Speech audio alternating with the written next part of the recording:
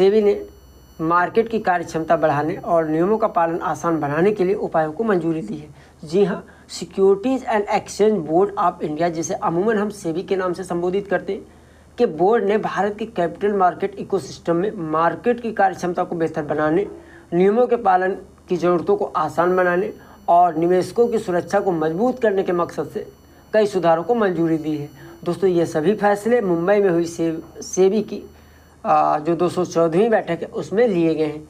इन सुधारों में open market share buyback को फिर से शुरू करना, कानूनी उत्तराधिकारियों के लिए सिक्योरिटीज़ के ट्रांसमिशन की प्रक्रिया को आसान बनाना, म्यूचुअल फंड को इंट्राडे उधार लेने की अनुमति देना, अल्टरनेटिव इन्वेस्टमेंट फंड के लिए तेज़ी से मंजूरी देना और म्यूनिसिपल बॉन्ड मार्केट को मजबूत करने के उपाय शामिल हैं। सेबी ने हितों के टकराव और जानकारी देने के नियमों को मजबूत करने के लिए अपने सदस्यों और कर्मचारियों के लिए एक नई आचार संहिता भी अपनाई है। दोस्तों, सेबी द्वारा मंजूर किए गए मुख्य उपाय कुछ इस प्रकार हैं। मृत निवेशकों के छोटे मूल्य के दावों के लिए क्विक ट्रांसमिशन प्रोसेसिंग शुरू की गई ताकि कम कागजी कार्रवाई के साथ सिक्योरिटीज़ का तेज़ी से ट्रांसफ़र हो सके। संशोधित समय सीमा और कड़े सुरक्षा उपायों के साथ 1 अगस्त 2026 से, दोस्तों ये डेट आप याद रखिएगा, संशोधित समय सीमा और कड़े सुरक्षा उपायों के साथ 1 अगस्त 2026 से स्टॉक एक्सचेंज के जरिए ओपन मार्केट शेयर बायबैक को फिर से शुरू किया जाएगा। तो ये पॉइंट आपके एग्जाम में यहाँ से प्रश्न बन सकता है, इसलिए डेट याद रखिएगा 1 अगस्त 2026। म्यूचुअल फंड को अस्थायी लिक्विडिटी मिसमैच को मैनेज करने के लिए इंट्राडे उधार लेने की अनुमति भी दी गई है। यहाँ से जो प्रश्न आपके एग्जाम में बन सकता है कि हाल ही में किस रेगुलेटरी बॉडी ने मार्केट की क्षमता बढ़ाने और कंप्लायंस आसान बनाने के उपायों को मंजूरी दी है? दोस्तों, आपका उत्तर होगा securities and exchange board of India यानी सेबी। रक्षा सौदों के अंतर्गत दोस्तों जो करंट अफेयर शामिल किया गया है, रक्षा मंत्रालय ने मरीन गैस टरबाइन जनरेटर के लिए भारत फोर्ज के साथ 425 करोड़ का कॉन्ट्रैक्ट किया है। जी हाँ, रक्षा मंत्रालय ने भारतीय नौसेना के लिए 1.25 मेगावाट के 12 marine gas turbine generator set खरीदने के लिए पुणे की भारत फोर्ज लिमिटेड के साथ 425 करोड़ का कॉन्ट्रैक्ट किया है। दोस्तों, यह कॉन्ट्रैक्ट नई दिल्ली में रक्षा सचिव राजेश कुमार सिंह की मौजूदगी में साइन किया गया। यह खरीद रक्षा अधिग्रहण प्रक्रिया की बाय इंडियन कैटेगरी के तहत की गई है, जिसमें कम से कम 60% स्वदेशी सामग्री का इस्तेमाल होना जरूरी है। मरीन गैस टरबाइन जनरेटर का इस्तेमाल भारतीय नौसेना के कोलकाता क्लास डिस्ट्रॉयर पर बिजली बनाने के लिए किया जाएगा और ये मौजूदा कम क्षमता वाले जनरेटर की जगह लेंगे। दोस्तों, इस कॉन्ट्रैक्ट से Bharat forge marine gas turbine segment में कदम रख रही है और उम्मीद है कि इससे नौसेना के बिजली उत्पादन सिस्टम में स्वदेशी क्षमताएं काफ़ी मजबूत होंगी। मरीन गैस टरबाइन जनरेटर के संदर्भ में दोस्तों जो आपको पता होना चाहिए, मरीन GTG नौसेना के जहाज़ों पर लगाए जाने वाले बिजली उत्पाद सिस्टम हैं। ये जहाज़ पर मौजूद सिस्टम के लिए बिजली पैदा करते हैं, जिनमें शामिल है रडार और कम्युनिकेशन सिस्टम, हथियार सिस्टम, नेविगेशन उपकरण और सहायक जहाज संचालन। प्रश्न जो आपके एग्जाम की दृष्टि से इस करंट अफेयर से बन सकता है, हाल ही में किस कंपनी ने रक्षा मंत्रालय के साथ मरीन गैस टरबाइन जनरेटर के लिए 425 करोड़ का अनुबंध किया है? तो दोस्तों आपका उत्तर होगा भारत फोर्ज लिमिटेड। SC और OBC अभ्यर्थियों के लिए गुड न्यूज़, सरकार ने SC और OBC स्कॉलरशिप स्कीम के लिए डोमिसाइल सर्टिफिकेट की जरूरत को समाप्त कर दिया है।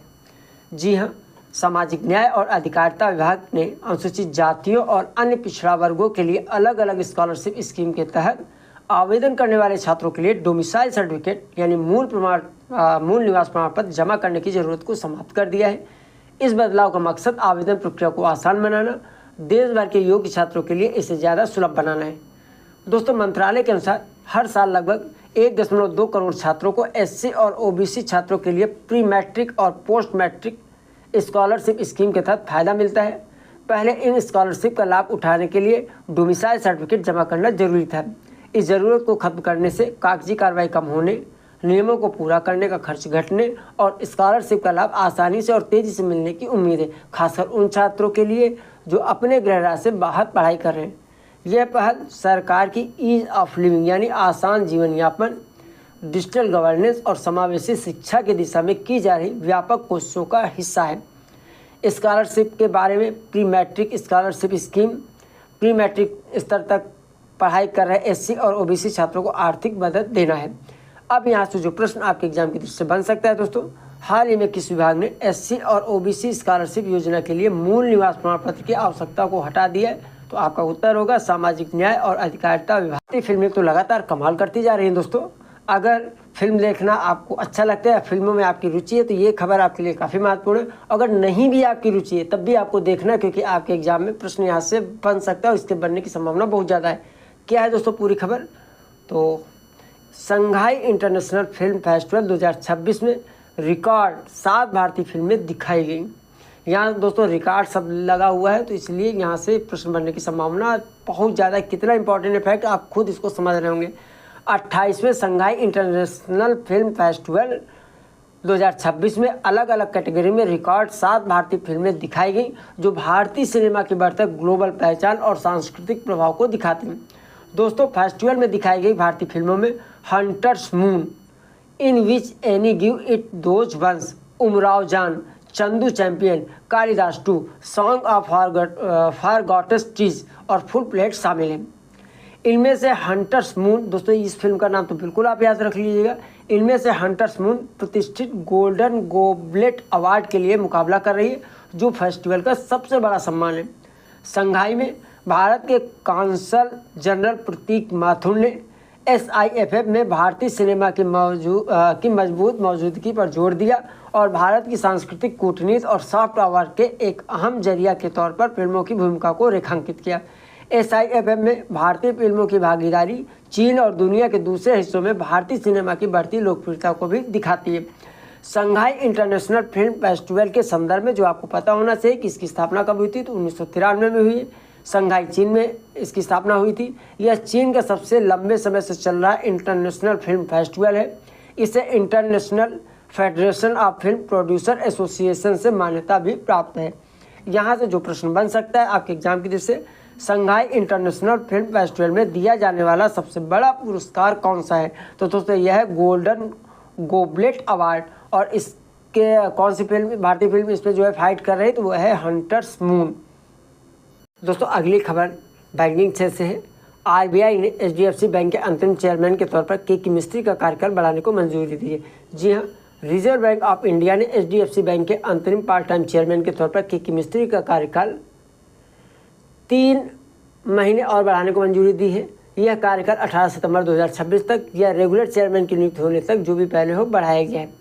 के मिस्त्री ने पूर्व चेयरमैन अतानु चक्रवर्ती के इस्तीफे के बाद मार्च 2026 में अंतरिम चेयरमैन का पद संभाला था। इस कार्यकाल का विस्तार का मकसद दोस्तों बदलाव के दौर में भारत के सबसे बड़े प्राइवेट सेक्टर बैंक की लीडरशिप में निरंतरता और कामकाज में स्थिरता बनाए रखना है। के मिस्त्री एक अनुभवी बैंकर हैं और हाउसिंग डेवलपमेंट फाइनेंस कॉरपोरेशन यानी HDFC लिमिटेड के पूर्व वाइस चेयरमैन और CEO रह चुके हैं। HDFC लिमिटेड का 2023 में HDFC बैंक के साथ विलय हो गया था।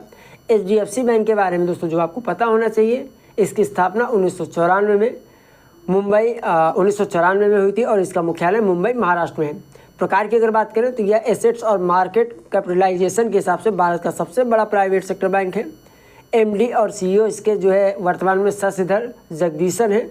2023 में HDFC लिमिटेड के साथ विलय के बाद HDFC बैंक एक प्रमुख वित्तीय संस्थान के रूप में उभरा है।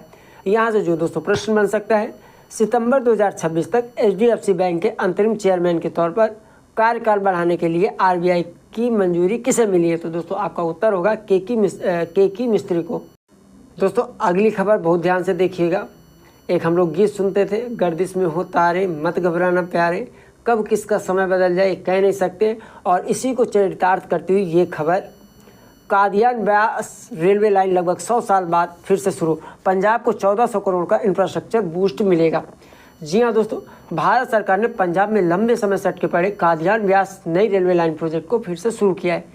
इसे पहली बार ब्रिटिश काल में दोस्तों मंजूरी मिली थी, यानी लगभग 1 सदी पहले। इस प्रोजेक्ट का पर अनुमानित 1400 करोड़ का खर्च आएगा। प्रस्तावित 39.68 किलोमीटर लंबा broad gauge railway corridor Gurdaspur जिले के कादियान को अमृतसर जिले के ब्यास से जोड़ेगा। इस प्रोजेक्ट को नॉर्दर्न रेलवे पूरा करेगा। यह रेल लाइन कादियान, धपाई, घुमन, बुटाला, साथियाला और ब्यास जैसे अहम कस्बों और गांवों से होकर गुजरेगी, जिससे पंजाब के माझा इलाके में कनेक्टिविटी बेहतर होगी। इस प्रोजेक्ट को मूल रूप से 1928-29 में तत्कालीन नॉर्थ वेस्टर्न रेलवे ने मंजूरी दी थी। हालांकि 1930 के दशक की शुरुआत तक निर्माण कार्य काफ़ी आगे बढ़ गया था, लेकिन बाद में बदलती प्राथमिकताओं के कारण इसे रोक दिया गया था। बाद में इसे socially desirable rail connectivity programme के तहत फिर से शुरू किया गया है और 2010-11 के सप्लीमेंट्री रेलवे बजट में शामिल किया गया था। प्रोजेक्ट की दोस्तों मुख्य विशेषताएं जो आपको पता होना चाहिए। लंबाई इसकी 39.68 किलोमीटर, यह ब्रॉड गेज कॉरिडोर है। अनुमानित लागत जो है लगभग 1400 करोड़ रुपए है और कार्यान्वयन एजेंसी जो है नॉर्दर्न रेलवे है। प्रश्न जो यहाँ से बन सकता है, पंजाब में लंबे समय से लंबित किस रेलवे प्रोजेक्ट को हाल ही में लगभग 100 साल बाद फिर से शुरू किया गया है? तो दोस्तों होगा उत्तर इसका आपका कादियान व्यास रेलवे लाइन प्रोजेक्ट। तो दोस्तों आपने देखा कैसे जब समय बदलता है तो अच्छे दिन किस तरीके से आते हैं, और इस रेलवे लाइन के भी अब ऐसा लगता है कि अच्छे दिन आ चुके हैं। हालांकि इसमें बहुत समय लगा, 1 शतक का पूरा इसमें समय लगा है। आरबीआई ने कर्नाटक के Shri Mahalakshmi urban cooperative bank credit bank का लाइसेंस रद्द कर दिया है। जी हाँ, भारतीय रिजर्व बैंक ने कर्नाटक के गोकक स्थित Shri Mahalakshmi urban cooperative credit bank limited का लाइसेंस रद्द कर दिया है। इसका कारण बैंक की बिगड़ती वित्तीय स्थिति और अपर्याप्त पूंजी व कमाई की संभावनाओं को बताया गया है। नतीजतन बैंक ने 18 जून 2026 को कामकाज बंद होने के समय से बैंकिंग कारोबार करना बंद कर दिया है।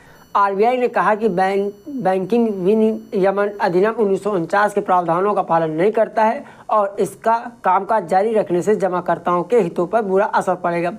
लाइसेंस रद्द होने के बाद कर्नाटक के सहकारी समितियों के रजिस्ट्रार से बैंक को बंद करने और एक लिक्विडेटर नियुक्त करने का आदेश जारी करने का अनुरोध भी किया गया है। दोस्तों आरबीआई ने यह भी बताया कि लगभग 97.9% जमाकर्ता तय सीमा के अधीन deposit insurance and credit guarantee corporation से अपनी जमा राशि का पूरा हिस्सा पाने के हकदार हैं। भारतीय रिजर्व बैंक के विषय में दोस्तों जो आपको पता होना चाहिए, इसकी स्थापना 1 अप्रैल 1935 को हुई थी। इसका राष्ट्रीयकरण 1 जनवरी 1949 को हुआ था। इसका मुख्यालय मुंबई महाराष्ट्र में है। स्थापना इसकी भारतीय रिजर्व बैंक अधिनियम 1934 के तहत की गई है और वर्तमान गवर्नर इसके जो है संजय मल्होत्रा है। प्रश्न यहाँ से जो बन सकता है, आरबीआई किस कानून के तहत बैंकिंग लाइसेंस को रेगुलेट और रद्द करता है? तो दोस्तों आपका उत्तर होगा बैंकिंग रेगुलेशन एक्ट 1949। तो मुझे लगता है और मुझे लगता है कि आप लोगों को भी ऐसा लगता होगा कि आने वाले जो आगामी एग्जाम है उसमें होर्मुज जल डमरूमत से संबंधित प्रश्न जरूर होगा। एक बार फिर से चर्चा में, क्यों चर्चा में, खबरों में होर्मुज जल डमरूमत से गुजरने के नियम और ईरान की परमिट प्रणाली। जी हाँ, होर्मुज जल डमरूमत जो दुनिया के सबसे अहम समुद्री रास्तों में से एक है, एक बार फिर से चर्चा में।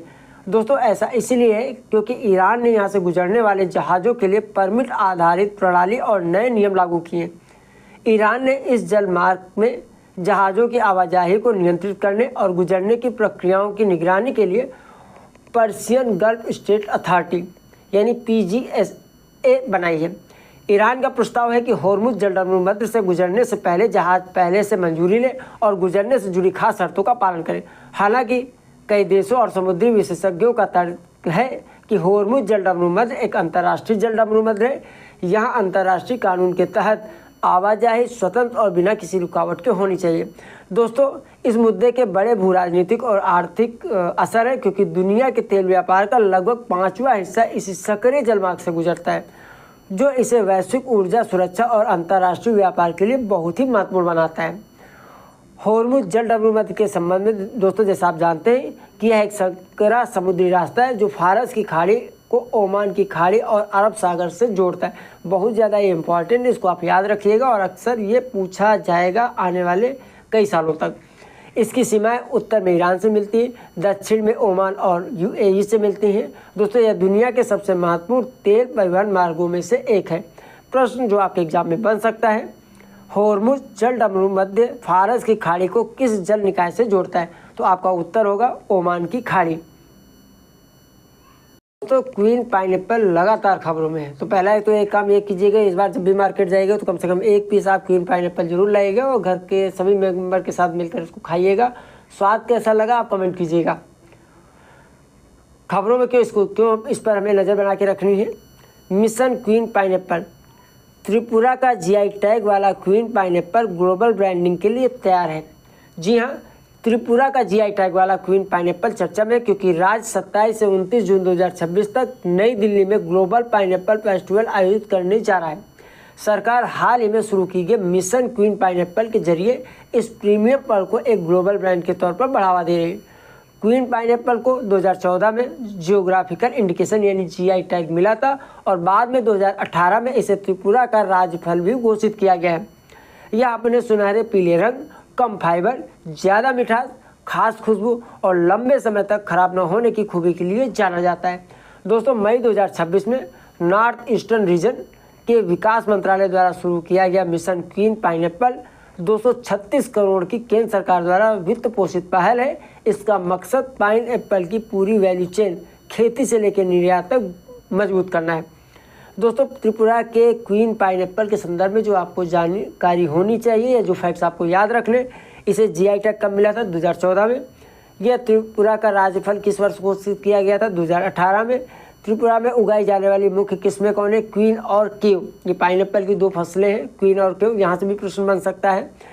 मुख्य रूप से त्रिपुरा के पहाड़ी इलाकों में खासकर आदिवासी समूहों द्वारा इसे उगाया जाता है। प्रश्न जो आपके एग्जाम से बन सकता है, वैसे तो इसमें कई प्रश्न बन सकते हैं, लेकिन एक प्रश्न उदाहरण के तौर पर, जीआई टैग वाला क्वीन पाइनएप्पल किस राज्य से संबंधित है? तो दोस्तों, आपका उत्तर होगा त्रिपुरा। देखिए, ये मैं करंट अफेयर आपको तैयारी करा रहा हूँ। बहुत जल्द इसका एमसीक्यूज फॉर्म भी मैं लेके आऊँगा, जिससे कि जो लोग लगातार अपने वीडियो देख रहे हैं करंट अफेयर्स के, वो एमसीक्यूज के माध्यम से भी अपनी तैयारी का मूल्यांकन कर पाए। प्रधानमंत्री नरेंद्र मोदी ने जो कलकत्ता में श्यामा प्रसाद मुखर्जी पोर्ट है, यहाँ पर स्वदेशी रूप से डिजाइन और निर्मित 3 नौसैनिक जहाज़ों को कमीशन किया है, जिससे भारत की समुद्री सुरक्षा और रक्षा निर्माण में आत्मनिर्भरता मजबूत हुई है। कमीशन किए गए 3 जहाज़ों में दोस्तों जो पहला है उसका नाम है INS दूनागिरी। यह एडवांस स्टील फ्रिगेट है, लड़ाई और निगरानी क्षमताओं को बढ़ाता है, कम रडार दृश्यता के साथ काम करने के लिए इसे डिजाइन किया गया है। दूसरा जो पोत है दोस्तों, उसका नाम है INS संशोधक। ये बड़ा हाइड्रोग्राफिक सर्वेक्षण पोत है, समुद्र तल की मैपिंग और नेविगेशन सर्वेक्षण में मदद करता है, समुद्री क्षेत्र की जागरूकता में सुधार भी करता है INS संशोधक। और जो तीसरा पोत है उसका नाम है INS अग्रय। यह anti submarine warfare shallow watercraft है, तटीय जल में दुश्मन की पनडुब्बियों का पता लगाने और उनका मुकाबला करने के लिए इसे डिजाइन किया गया है। तटीय सुरक्षा को इससे काफ़ी मजबूती मिलती है। मुख्य बिंदु दोस्तों, ये स्वदेशी विकास है। जी हाँ, तीनों जहाज़ों को भारतीय नौसेना के युद्धपोत डिजाइन ब्यूरो द्वारा डिजाइन किया गया था। कोलकाता में garden rich ship builders and engineers द्वारा इन्हें निर्मित किया गया है। इनके निर्माण में 200 से अधिक MSME ने योगदान दिया है और इनमें स्वदेशी सामग्री का 75% से अधिक पार्ट लगा हुआ है। यहाँ से दोस्तों जो प्रश्न बनेगा, प्रधानमंत्री नरेंद्र मोदी ने कोलकाता के श्यामा प्रसाद मुखर्जी पोर्ट पर किन 3 स्वदेशी रूप से निर्मित नौसैनिक जहाज़ों को कमीशन किया है? तो दोस्तों आपका उत्तर होगा INS दूनागिरी, INS संशोधक और INS अग्रय। भारत ने कोस्ट गार्ड में अपना पहला स्वदेशी होवरक्राफ्ट शामिल किया। जी हाँ, इंडियन कोस्ट गार्ड ने अपना पहला स्वदेशी रूप से बना एयर कुशन व्हीकल यानी ACVH 561 शामिल किया। मुख्य बिंदु जो आपको पता होना चाहिए, H561 भारत का पहला स्वदेशी होवरक्राफ्ट है। इसे गोवा की Chougule and company private limited ने बनाया है। यह इंडियन कोस्ट गार्ड द्वारा ऑर्डर किए गए 6 ACV में से एक है। इसे दोस्तों मेक इन इंडिया पहल के तहत विकसित किया गया है। यह स्वदेशी रक्षा निर्माण में एक बड़ा कदम है। एयर कुशन व्हीकल के संदर्भ में जो आपको पता होना चाहिए कि जो ACV है, ये ऐसे ओवरक्राफ्ट हैं जो हवा के कुशन पर चलते हैं। ये इन जगहों पर काम कर सकते हैं जैसे कम गहरे पानी में, कीचड़ वाले इलाकों में, रेतीले समुद्री तटों पर, दलदली इलाकों में और कमज़ोर सतहों पर। यहाँ से जो प्रश्न बनेगा दोस्तों, यह बन सकता है इंडियन कोस्ट गार्ड में शामिल किए गए पहले स्वदेशी ओवरक्राफ्ट का नाम क्या है? तो दोस्तों आपका उत्तर हो जाएगा H561। पुरस्कार के क्षेत्र में एक महत्वपूर्ण करंट अफेयर्स, काफ़ी ज़्यादा संभावना इस प्रश्न के आपके एग्जाम की दृष्टि से काफ़ी इंपॉर्टेंट हो जाता है। जैनेन्द्र के जैन ने भौतिक में वुल्फ पुरस्कार जीता है। जी हाँ दोस्तों, प्रोफेसर जैनेन्द्र के जैन भौतिकी में प्रतिष्ठित वुल्फ पुरस्कार पाने वाले भारतीय मूल के पहले भौतिक विज्ञानी बने। मुख्य बिंदु जो आपको पता होना चाहिए दोस्तों, इजराइल के राष्ट्रपति इसाक हर्जोग द्वारा भौतिक में वुल्फ पुरस्कार से सम्मानित किया गया है। कंपोजिट फर्मियंस की अवधारणा की खोज के लिए इन्हें सम्मान दिया गया है और इनके द्वारा यह खोज जो है 1989 में उस समय की गई थी जब वे येल विश्वविद्यालय में पोस्ट डॉक्टरल शोधकर्ता थे। कंपोजिट फर्मियंस सिद्धांत ने क्वांटम पदार्थ और फ्रैक्शनल क्वांटम हॉल प्रभाव की समझ में क्रांति ला दी थी। जैन के संदर्भ में जो आपको जानकारी होनी चाहिए कि इनका जो जन्म है वो राजस्थान के सांबर में हुआ। लोढ़ा थ्योरेटिकल फिजिकल इंस्टीट्यूट के संस्थापक निर्देशक रहे हुए। पेंसिल्वेनिया स्टेट यूनिवर्सिटी में इवान पुग यूनिवर्सिटी प्रोफेसर के रूप में कार्यरत हैं। महाराजा कॉलेज जयपुर, भारतीय प्रौद्योगिकी संस्थान IIT कानपुर और स्टोनी ब्रुक यूनिवर्सिटी से इन्होंने डिग्रियां प्राप्त की हैं। प्रश्न जो आपके एग्जाम में किधर से बन सकता है, भौतिक में वुल्फ पुरस्कार पाने वाले भारतीय मूल के पहले भौतिक विज्ञानी कौन बने? तो दोस्तों आपका उत्तर होगा जैनेंद्र के जैन। भारत ब्रिक्स राष्ट्रीय सुरक्षा सलाहकारों की बैठक की मेजबानी करेगा। चर्चा में क्यों? भारत नई दिल्ली में ब्रिक्स राष्ट्रीय सुरक्षा सलाहकारों की बैठक की मेजबानी कर रहा है। मुख्य बिंदु जो आपको पता होना चाहिए कि यह बैठक नई दिल्ली में 2 दिनों तक चलेगी। अजीत डोभाल बैठक की अध्यक्षता करेंगे। सभी ब्रिक्स देशों के राष्ट्रीय सुरक्षा सलाहकार और वरिष्ठ अधिकारी इसमें भाग लेंगे। बैठक का दोस्तों मुख्य विषय रहने वाला है आज दुनिया के सामने मौजूद गैर पारंपरिक सुरक्षा चुनौतियां। चर्चा इन विषयों पर भी केंद्रित रहेगी। वैश्विक सुरक्षा खतरों का बदलता स्वरूप, साइबर सुरक्षा से जुड़ी चुनौतियां, सुरक्षा खतरों में नई तकनीकों का इस्तेमाल और राष्ट्रीय सुरक्षा से जुड़ी उभरती चिंताएं। प्रश्न, नई दिल्ली में हो रही ब्रिक्स राष्ट्रीय सुरक्षा सलाहकारों की बैठक की अध्यक्षता कौन करेगा? तो दोस्तों आपका उत्तर होगा अजीत डोभाल। राजेंद्र कुमार साबू को यूको बैंक के MD और CEO का अतिरिक्त प्रभार दिया गया है। जी हाँ, राजेंद्र कुमार साबू को यूको बैंक के मैनेजिंग डायरेक्टर और चीफ एग्जीक्यूटिव ऑफिसर का अतिरिक्त प्रभार सौंपा गया है। एग्जाम की दृष्टि से मुख्य बिंदु, वित्त मंत्रालय के वित्तीय सेवा विभाग ने राजेंद्र कुमार साबू को अतिरिक्त प्रभार सौंपा है। वे अभी यूको बैंक के एग्जीक्यूटिव डायरेक्टर के तौर पर काम कर रहे हैं। पूर्व MD और CEO अश्वनी कुमार का कार्यकाल 31 मई 2026 को खत्म होने के बाद यह पद खाली हो गया था। अतिरिक्त प्रभार का कार्यकाल कब तक रहेगा दोस्तों? तो साबू इस पद पर बने रहेंगे 31 अगस्त 2026 तक, या जब तक कोई रेगुलर MD या CEO नियुक्त नहीं हो जाता है, या अगले आवेदन तक जिसमें जो भी पहले हो। राजेंद्र कुमार साबू के संदर्भ में जो आपको जानकारी होनी चाहिए, नवंबर 2022 में एग्जीक्यूटिव डायरेक्टर के तौर पर यूको बैंक से जुड़े। 1994 में ओरिएंटल बैंक ऑफ कॉमर्स, जो अब विलय हो चुका है, में प्रोबेशनरी ऑफिसर के तौर पर अपना बैंकिंग करियर की इन्होंने शुरुआत की थी। एग्जाम की दृष्टि से जो प्रश्न यहाँ से बन सकता है, यूको बैंक के MD और CEO का अतिरिक्त प्रभार किसे दिया गया है? उत्तर होगा इसका राजेंद्र कुमार साबू को। खेल जगत से एक बेहतरीन खबर निकल के सामने आई है दोस्तों, और एग्जाम की दृष्टि से भी इम्पोर्टेंट। नीरज चोपड़ा और पारुल चौधरी को best athlete of the year चुना गया। जी हाँ दोस्तों, डिटेल में पहले इंडियन एथलेटिक्स अवार्ड में ओलंपिक मेडलिस्ट नीरज चोपड़ा और steeple change runner Parul Chaudhary को क्रमशः बेस्ट मेल एथलीट और best female athlete of the year चुना गया है। मुख्य बिंदु जो आपको पता होना चाहिए, ये award athletics federation of India ने दिए हैं। इस समारोह में 2025 एथलेटिक्स सीजन के दौरान शानदार प्रदर्शन का जश्न मनाया गया और पहले संस्करण में दोस्तों 10 अवार्ड कैटेगरीज शामिल थी। Best male athlete Neeraj Chopra के संदर्भ में दोस्तों best male athlete of the year का अवार्ड इन्होंने जीता है। हाल ही में दोहा डायमंड लीग में कंपटीशन में इन्होंने वापसी की है। दोहा में इन्होंने 85.69 मीटर का बेस्ट थ्रो किया था, और अगर हाईएस्ट थ्रो की इनकी बात करें तो 2025 सीजन के दौरान ही इन्होंने 90.23 मीटर के थ्रो के साथ पहली बार 90 मीटर पर मार्क किया। बेंगलुरु में NC क्लासिक भी इन्होंने जीता और पेरिस डायमंड लीग स्टैंडिंग में टॉप पर भी यह रहे नीरज चोपड़ा जी। अब यहाँ से प्रश्न क्या बन सकता है, तो पहले इंडियन एथलेटिक्स अवार्ड में बेस्ट मेल और best female athlete of the year किससे चुना गया? तो आपका दोस्तों उत्तर होगा नीरज चोपड़ा और पारुल चौधरी। हरियाणा ने जल संरक्षित हरियाणा AI और स्वच्छ हवा प्रोजेक्ट शुरू किए। चर्चा में क्यों? तो वर्ल्ड बैंक ने हरियाणा के जल संरक्षित हरियाणा प्रोजेक्ट के लिए 4000 करोड़ के लोन को मंजूरी दी है। जल संरक्षित हरियाणा प्रोजेक्ट के मुख्य बिंदु आपको पता होना चाहिए। प्रोजेक्ट की कुल लागत 5714 करोड़ रुपये है। वर्ल्ड बैंक ने प्रोजेक्ट के लिए इसमें से 4000 करोड़ के लोन को मंजूरी दी है। लागू करने की अवधि का जो समय है 2026 से 2032 तक है। टाइम पीरियड भी आप याद रखिएगा। इसमें 48.94 लाख एकड़ में फैले 15 क्लस्टर भी शामिल हैं। उद्देश्य की अगर बात करें तो हरियाणा में पानी के मामले में आत्मनिर्भरता हासिल करना, पानी का सही और समान बंटवारा सुनिश्चित करना एवं भूजल संरक्षण और पानी के टिकाऊ इस्तेमाल को बढ़ावा देना है। मुख्य हिस्से दोस्तों इसके हैं, पूरे राज्य में 678 नहरों का पुनर्वास, MICADA प्रोग्राम के तहत 620 जल चैनलों का जीर्णोद्धार, नहर आधारित 120 माइक्रो इरिगेशन प्रोजेक्ट का अपग्रेडेशन, जल भराव वाली 2 लाख एकड़ जमीन को फिर से खेती के लायक बनाना।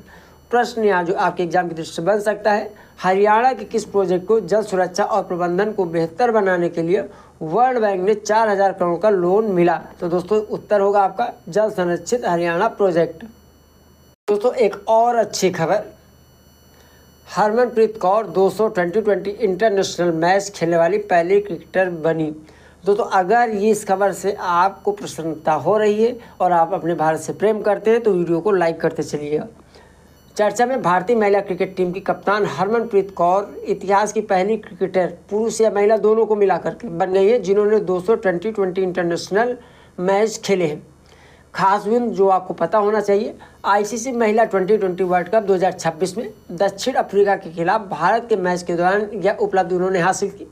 200 2020 इंटरनेशनल का आंकड़ा छूने वाली दुनिया की पहली खिलाड़ी हैं। 2009 में भारत के लिए 2020 इंटरनेशनल में उन्होंने डेब्यू किया और पिछले 17 सालों में महिला क्रिकेट में भारत की तरक्की में अहम खिलाड़ी बनी हुई हैं। कौन? हरमनप्रीत कौर। करियर की उपलब्धियों पर अगर हम नज़र डालें तो 2019 में 100 2020 इंटरनेशनल मैच खेलने वाली पहली भारतीय क्रिकेटर, पुरुष या महिला दोनों को मिलाकर यह बनी। महिला इंटरनेशनल क्रिकेट में सबसे ज़्यादा मैच खेलने वाली खिलाड़ी का भी जो खिताब है वो हरमनप्रीत कौर के नाम ही है। भारत को कई बड़ी इंटरनेशनल जीतों, जिसमें आपकी ICC महिला क्रिकेट वर्ल्ड कप 2025 भी शामिल है, तक पहुंचाया। मुंबई इंडियंस वीमेंस को WPL खिताब जिताया और 2020 क्रिकेट में भारत की सबसे सफल बल्लेबाजों में से एक है हरमनप्रीत कौर। दोस्तों प्रश्न जो आपके एग्जाम की दृष्टि से बन सकता है, इतिहास में 200 2020 इंटरनेशनल मैच खेलने वाली पहली क्रिकेटर कौन बनी? तो उत्तर होगा दोस्तों आपका हरमनप्रीत कौर। अंतर्राष्ट्रीय जगत से महत्वपूर्ण खबर दोस्तों निकल के सामने आ रही करंट अफेयर्स की दृष्टि से, कीर स्टारमर ने UK के प्रधानमंत्री पद से इस्तीफे की घोषणा की। जी हाँ, UK के प्रधानमंत्री कीर स्टारमर ने प्रधानमंत्री और लेबर पार्टी के नेता के पद से इस्तीफे की घोषणा की है। मुख्य बिंदु जो आपको पता होने चाहिए, कीर स्टारमर ने 22 जून 2026 को अपने इस्तीफे की घोषणा की है और दोस्तों वे तब तक प्रधानमंत्री बने रहेंगे जब तक कि उनके उत्तराधिकारी का चुनाव नहीं हो जाता। लेबर पार्टी में नेतृत्व चुनने की प्रक्रिया 9 जुलाई से शुरू होगी और उम्मीद है कि सितंबर में संसद के सत्र के फिर से शुरू होने से पहले नया नेता पद संभाल लेगा। इन्होंने इस्तीफा क्यों दिया? तो दोस्तों उसके 2 कारण निकल के आ रहे। पहला, स्टारमर ने कहा कि उन्होंने अपनी संसदीय पार्टी की इस राय को स्वीकार किया है कि हो सकता है कि वे अगले आम चुनाव में लेबर पार्टी का नेतृत्व करने के लिए सबसे उपयुक्त व्यक्ति ना हो। दूसरा यह कि लेबर पार्टी के भीतर बढ़ता आंतरिक दबाव और घटता समर्थन उनके इस फैसले की वजह बना। यहाँ से जो प्रश्न बन सकता है आपके एग्जाम की दृष्टि से, जून 2026 में यूनाइटेड किंगडम के प्रधानमंत्री पद से इस्तीफे की घोषणा किसने की? तो दोस्तों आपका उत्तर होगा कीर स्टारमर। ArcelorMittal ने AI आधारित स्टील मैन्युफैक्चरिंग को बढ़ावा देने के लिए AWS के साथ साझेदारी की है। जी हाँ, ArcelorMittal ने क्लाउड कंप्यूटिंग और आर्टिफिशियल इंटेलिजेंस का इस्तेमाल करके अपने ग्लोबल ऑपरेशन को मॉडर्न और ऑटोमेट करने के लिए अमेजॉन वेब सर्विस के साथ साझेदारी की है।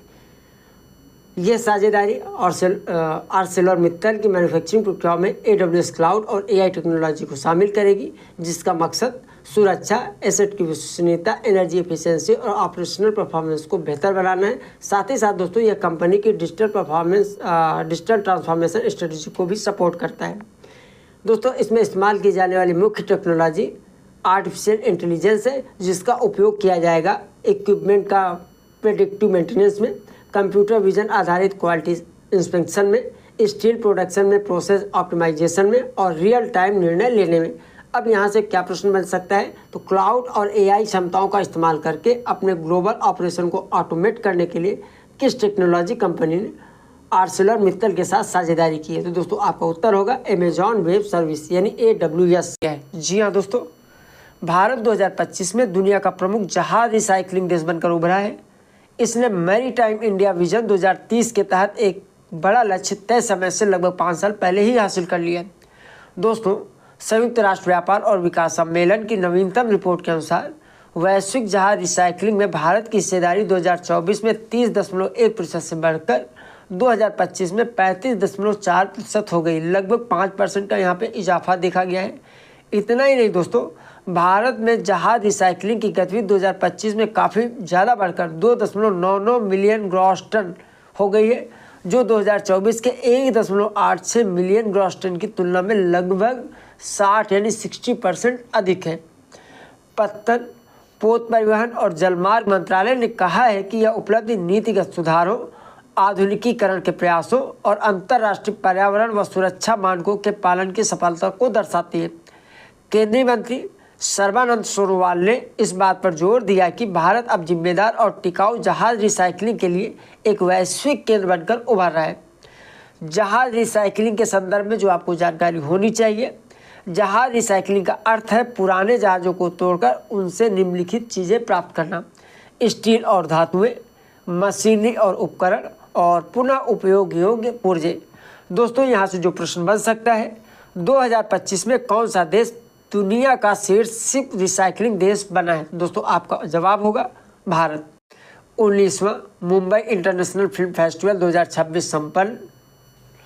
पॉलिश डॉक्यूमेंट्री सिल्वर ने जीता गोल्डन कोच। जी हाँ दोस्तों, दुनिया भर की डॉक्यूमेंट्री, शॉर्ट फिक्शन और एनिमेशन फिल्मों के एक सप्ताह तक चले जश्न के बाद मुंबई में 19वां मुंबई इंटरनेशनल फिल्म फेस्टिवल यानी MIFF 2026 संपन्न हुआ।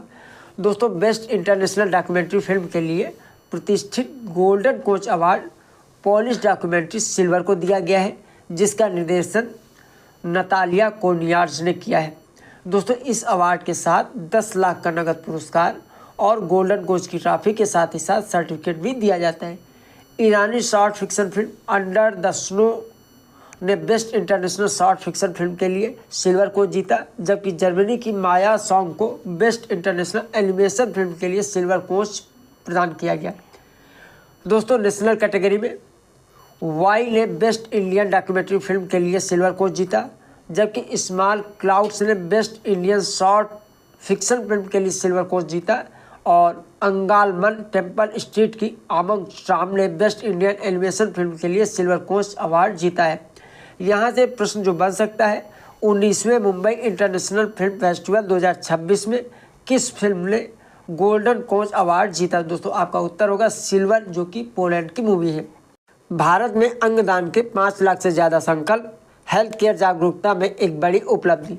जी हाँ, भारत ने अंगदान के संकल्पों का 5 लाख का आंकड़ा पार कर लिया है। यह अंग और ऊतक दान जैसे जीवन बचाने वाले नेक काम के प्रति लोगों की बढ़ती जागरूकता, संवेदना और प्रतिबद्धता को दिखाता है। यह उपलब्धि देश में अंग प्रत्यारोपण इकोसिस्टम को मजबूत करने और स्वैच्छिक अंगदान को बढ़ावा देने की कोशिशों में एक अहम पड़ाव है। स्वास्थ्य और परिवार कल्याण मंत्रालय ने कहा है कि यह उपलब्धि इस बात को उजागर करती है कि लोग अब अंगदान को एक ऐसे काम के तौर पर पहचान रहे हैं जो प्रत्यारोपण का इंतजार कर रहे मरीजों को जिंदगी का दूसरा मौका दे सकता है। दोस्तों, यह उपलब्धि national organ and tissue transplant organisation, जिसको शॉर्ट में हम नोटो के नाम से जानते हैं या संबोधित करते हैं, के तहत बनाए गए आधार आधारित अंगदान संकल्प पंजीकरण पोर्टल की वजह से संभव हो पाई है, जिसने पंजीकरण को ज़्यादा आसान, पारदर्शी और सुरक्षित बना दिया है। दोस्तों, यहाँ पे जो आपको जानकारी होनी चाहिए, नोटो यानी national organ and tissue transplant organisation के संबंध में, तो दोस्तों इसकी स्थापना हुई थी 2014 में। स्वास्थ्य और परिवार कल्याण मंत्रालय के तहत एक नोडल एजेंसी है और इसका मुख्यालय जो है नई दिल्ली में स्थित है।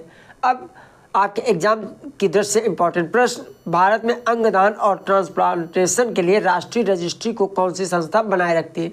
तो इसका उत्तर होगा नोटो यानी national organ and tissue transplant organisation. खेल जगत से भारत के लिए एक अच्छी खबर।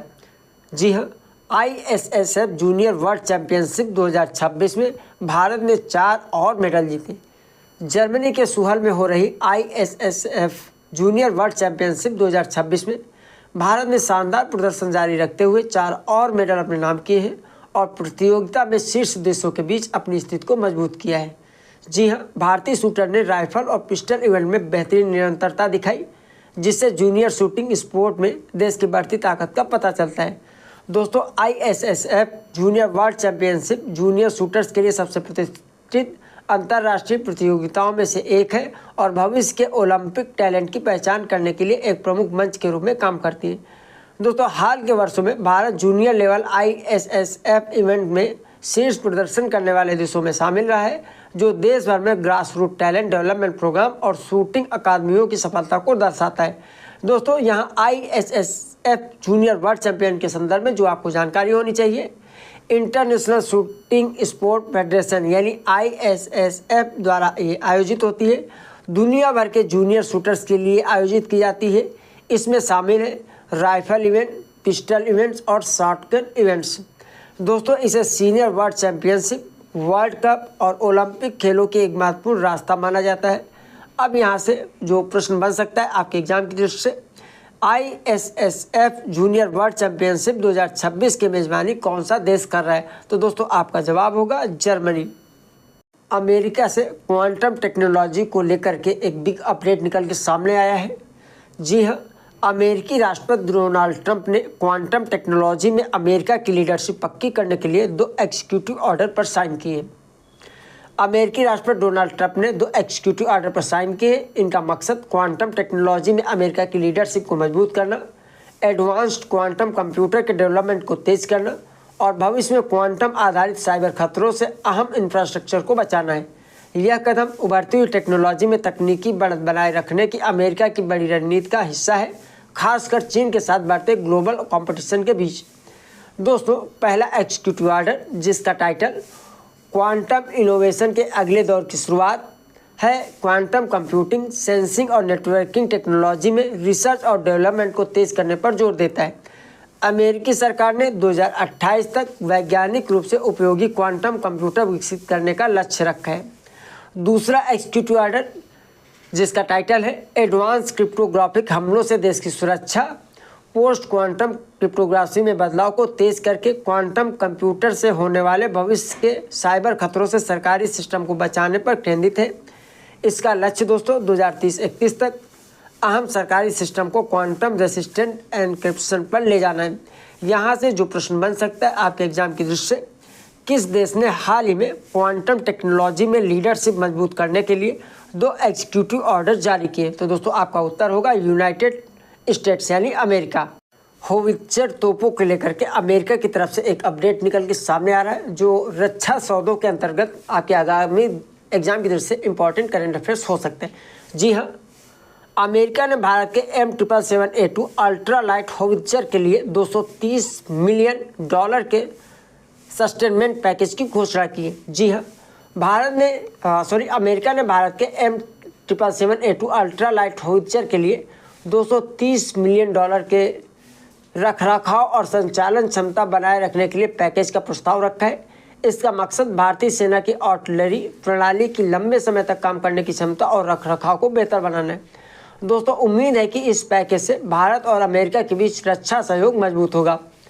अमेरिकी नोटिफिकेशन के अनुसार इस पैकेज में भारतीय सेना में पहले से शामिल M777A2 होवित्जर के लिए स्पेयर पार्ट्स, मरम्मत और वापसी की सेवाएं, ट्रेनिंग, तकनीकी सहायता, लॉजिस्टिकल सपोर्ट, फील्ड सर्विस प्रतिनिधि और डिपो लेवल पर रखरखाव की क्षमताएं शामिल हैं।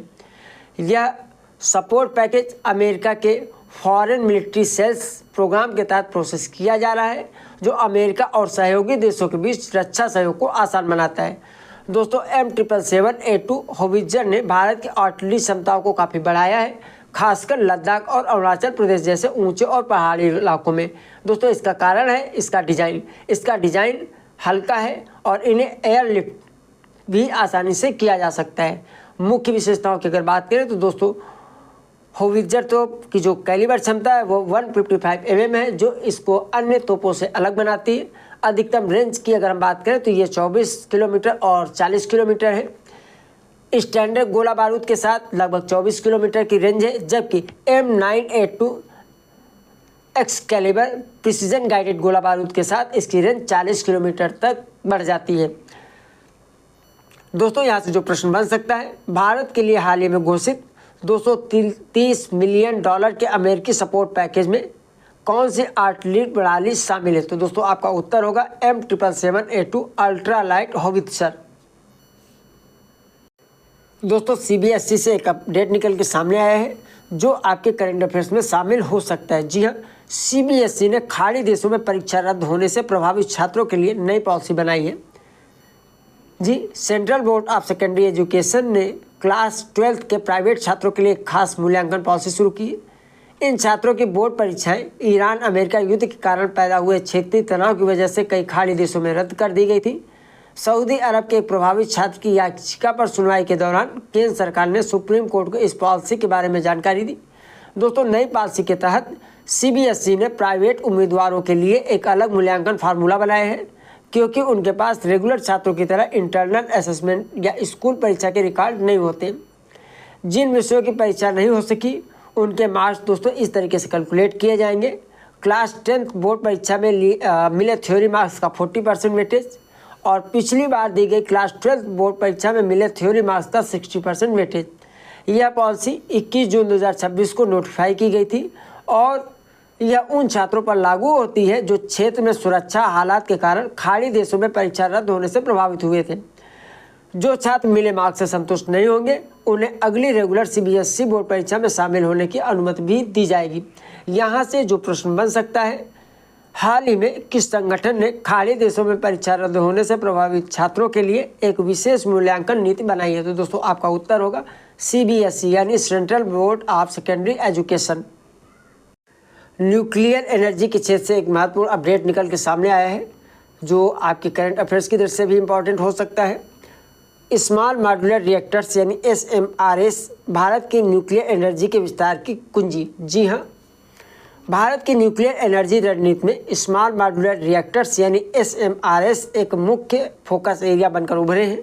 हाल ही की रिपोर्टों के अनुसार भारत का परमाणु ऊर्जा नियामक SMRS के लिए भी वही कड़े सुरक्षा और लाइसेंसिंग मानक बनाए रखेगा जो न्यूक्लियर रिएक्टर्स पर लागू होते हैं। यह कदम भारत की न्यूक्लियर पावर उत्पादन बढ़ाने और स्वच्छ ऊर्जा लक्ष्यों को प्राप्त करने की महत्वाकांक्षी योजनाओं के बीच उठाया गया है। भारत सरकार ने SMRS को न्यूक्लियर एनर्जी मिशन का एक महत्वपूर्ण हिस्सा माना है। इस मिशन की घोषणा केंद्रीय बजट 2025-26 में की गई थी, जिसका लक्ष्य 2047 तक 100 गीगावाट की न्यूक्लियर पावर क्षमता हासिल करना है। इस मिशन में स्वदेशी SMRS के डिजाइन, विकास और तैनाती के लिए 20,000 करोड़ का वित्तीय आवंटन भी शामिल है। दोस्तों, SMRS के संदर्भ में जो आपको जानकारी होना चाहिए, SMRS यानी एडवांस न्यूक्लियर रिएक्टर्स हैं जिनकी बिजली उत्पादन क्षमता प्रति मॉड्यूल 300 मेगावाट इलेक्ट्रिक तक होती है, जो पारंपरिक न्यूक्लियर पावर रिएक्टर के आकार का लगभग 1/3 है। इन्हें फैक्ट्री में बनाने और प्रोजेक्ट साइट पर असेंबल करने के लिए डिज़ाइन किया गया है, जिससे निर्माण का समय और लागत दोनों ही कम हो जाते हैं।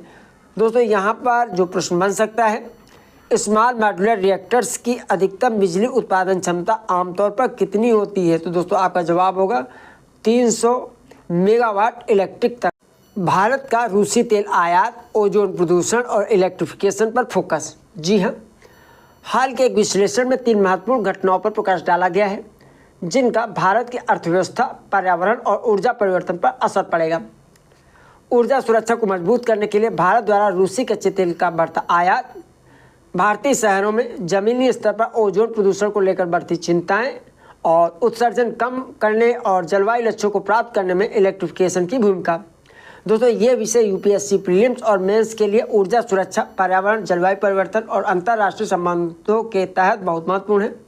भारत का रूसी तेल आयात एक नज़र डाल लेते हैं। यूक्रेन संघर्ष के बाद रूस पर पश्चिमी प्रतिबंधों के बाद भारत रूसी कच्चे तेल के सबसे बड़े खरीदारों में से एक बनकर उभरा है।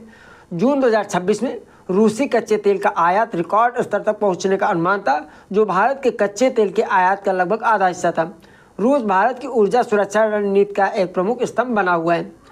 भारत रूसी तेल का आयात क्यों करता है, ये यहाँ पे एक बहुत बड़ा प्रश्न बनता है, जिसके जवाब हो सकते हैं या जिसके जवाब में शामिल हो सकते हैं। रियायती कीमतों पर उपलब्धता, ऊर्जा स्रोतों में विविधता, घरेलू ऊर्जा की बढ़ती मांग, आयात लागत और मुद्रास्फीति में दबाव में कमी और वैश्विक भू राजनीतिक अनिश्चितताओं के बीच रणनीतिक ऊर्जा सुरक्षा। यहाँ से अब जो प्रश्न आपके एग्जाम की दृष्टि से बन सकता है, वर्तमान में कौन सा देश भारत को कच्चा तेल सप्लाई करने वाले सबसे बड़े देशों में से एक है? तो दोस्तों आपका उत्तर होगा रूस। मध्य प्रदेश की खुरासानी इमली को मिला जियोग्राफिकल इंडिकेशन यानी GI टैग। जी हाँ दोस्तों, लेकिन यहाँ पर आप ये ध्यान रखिएगा कि जो खुरासानी इमली है ये है वास्तव में इमली नहीं है। मध्य प्रदेश के धार जिले में मांडू की खुरासानी इमली को प्रतिष्ठित जियोग्राफिकल इंडिकेशन टैग मिला है। इससे भारत के सबसे अनोखे और पारंपरिक फलों में से एक को कानूनी पहचान मिली। उम्मीद है कि जीआई टैग से इस प्रजाति के संरक्षण को बढ़ावा मिलेगा और स्थानीय आदिवासी समुदायों के लिए आजीविका के अवसर बेहतर होंगे, जिन्होंने पीढ़ियों से इसे संरक्षित और उगाया है। दोस्तों, अपने नाम के उलट खुरासान इमली असल में इमली नहीं है। यह बाओबाब पेड़ यानी जिसका वैज्ञानिक नाम है एडनसोनिया डिजिटाटा का फल है, जो मूल रूप से अफ्रीका की प्रजाति है और सदियों से मांडू में उगाई जा रही है। जीआई पहचान इस फल की अनोखी भौगोलिक पहचान, सांस्कृतिक विरासत और औषधीय गुणों को उजागर करती है, साथ ही इसके अनधिकृत व्यावसायिक इस्तेमाल से सुरक्षा भी देती है। खुरासानी इमली के संदर्भ में जो बेसिक जानकारी आपको मालूम होना चाहिए, इसका स्थानीय नाम खुरासानी इमली या मांडू की इमली है। इस पेड़ का वैज्ञानिक नाम एडनसोनिया डिजिटाटा है। पेड़ का प्रकार यह एक बाओबाब पेड़ है। मूल स्थान की अगर बात की जाए तो यह अफ्रीका और मेडागास्कर में मूल रूप से पाई जाती है। भारत में मुख्य स्थान इसके उत्पादन का वो है मांडू, धार जिला, मध्य प्रदेश। अब जो प्रश्न आपके एग्जाम के से बन सकता है, हाल ही में मध्य प्रदेश के किस उत्पाद को जीआई टैग प्राप्त हुआ है? तो दोस्तों आपका उत्तर होगा मांडू की खुरासानी इमली।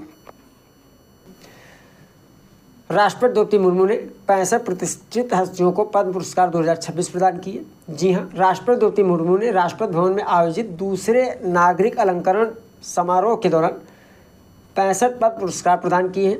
दोस्तों, पुरस्कार पाने वालों में अलका याग्निक, विजय अमृतराज, रोहित शर्मा, ममूटी, आर माधवन और सविता पूनिया जैसी प्रमुख हस्तियां शामिल थी।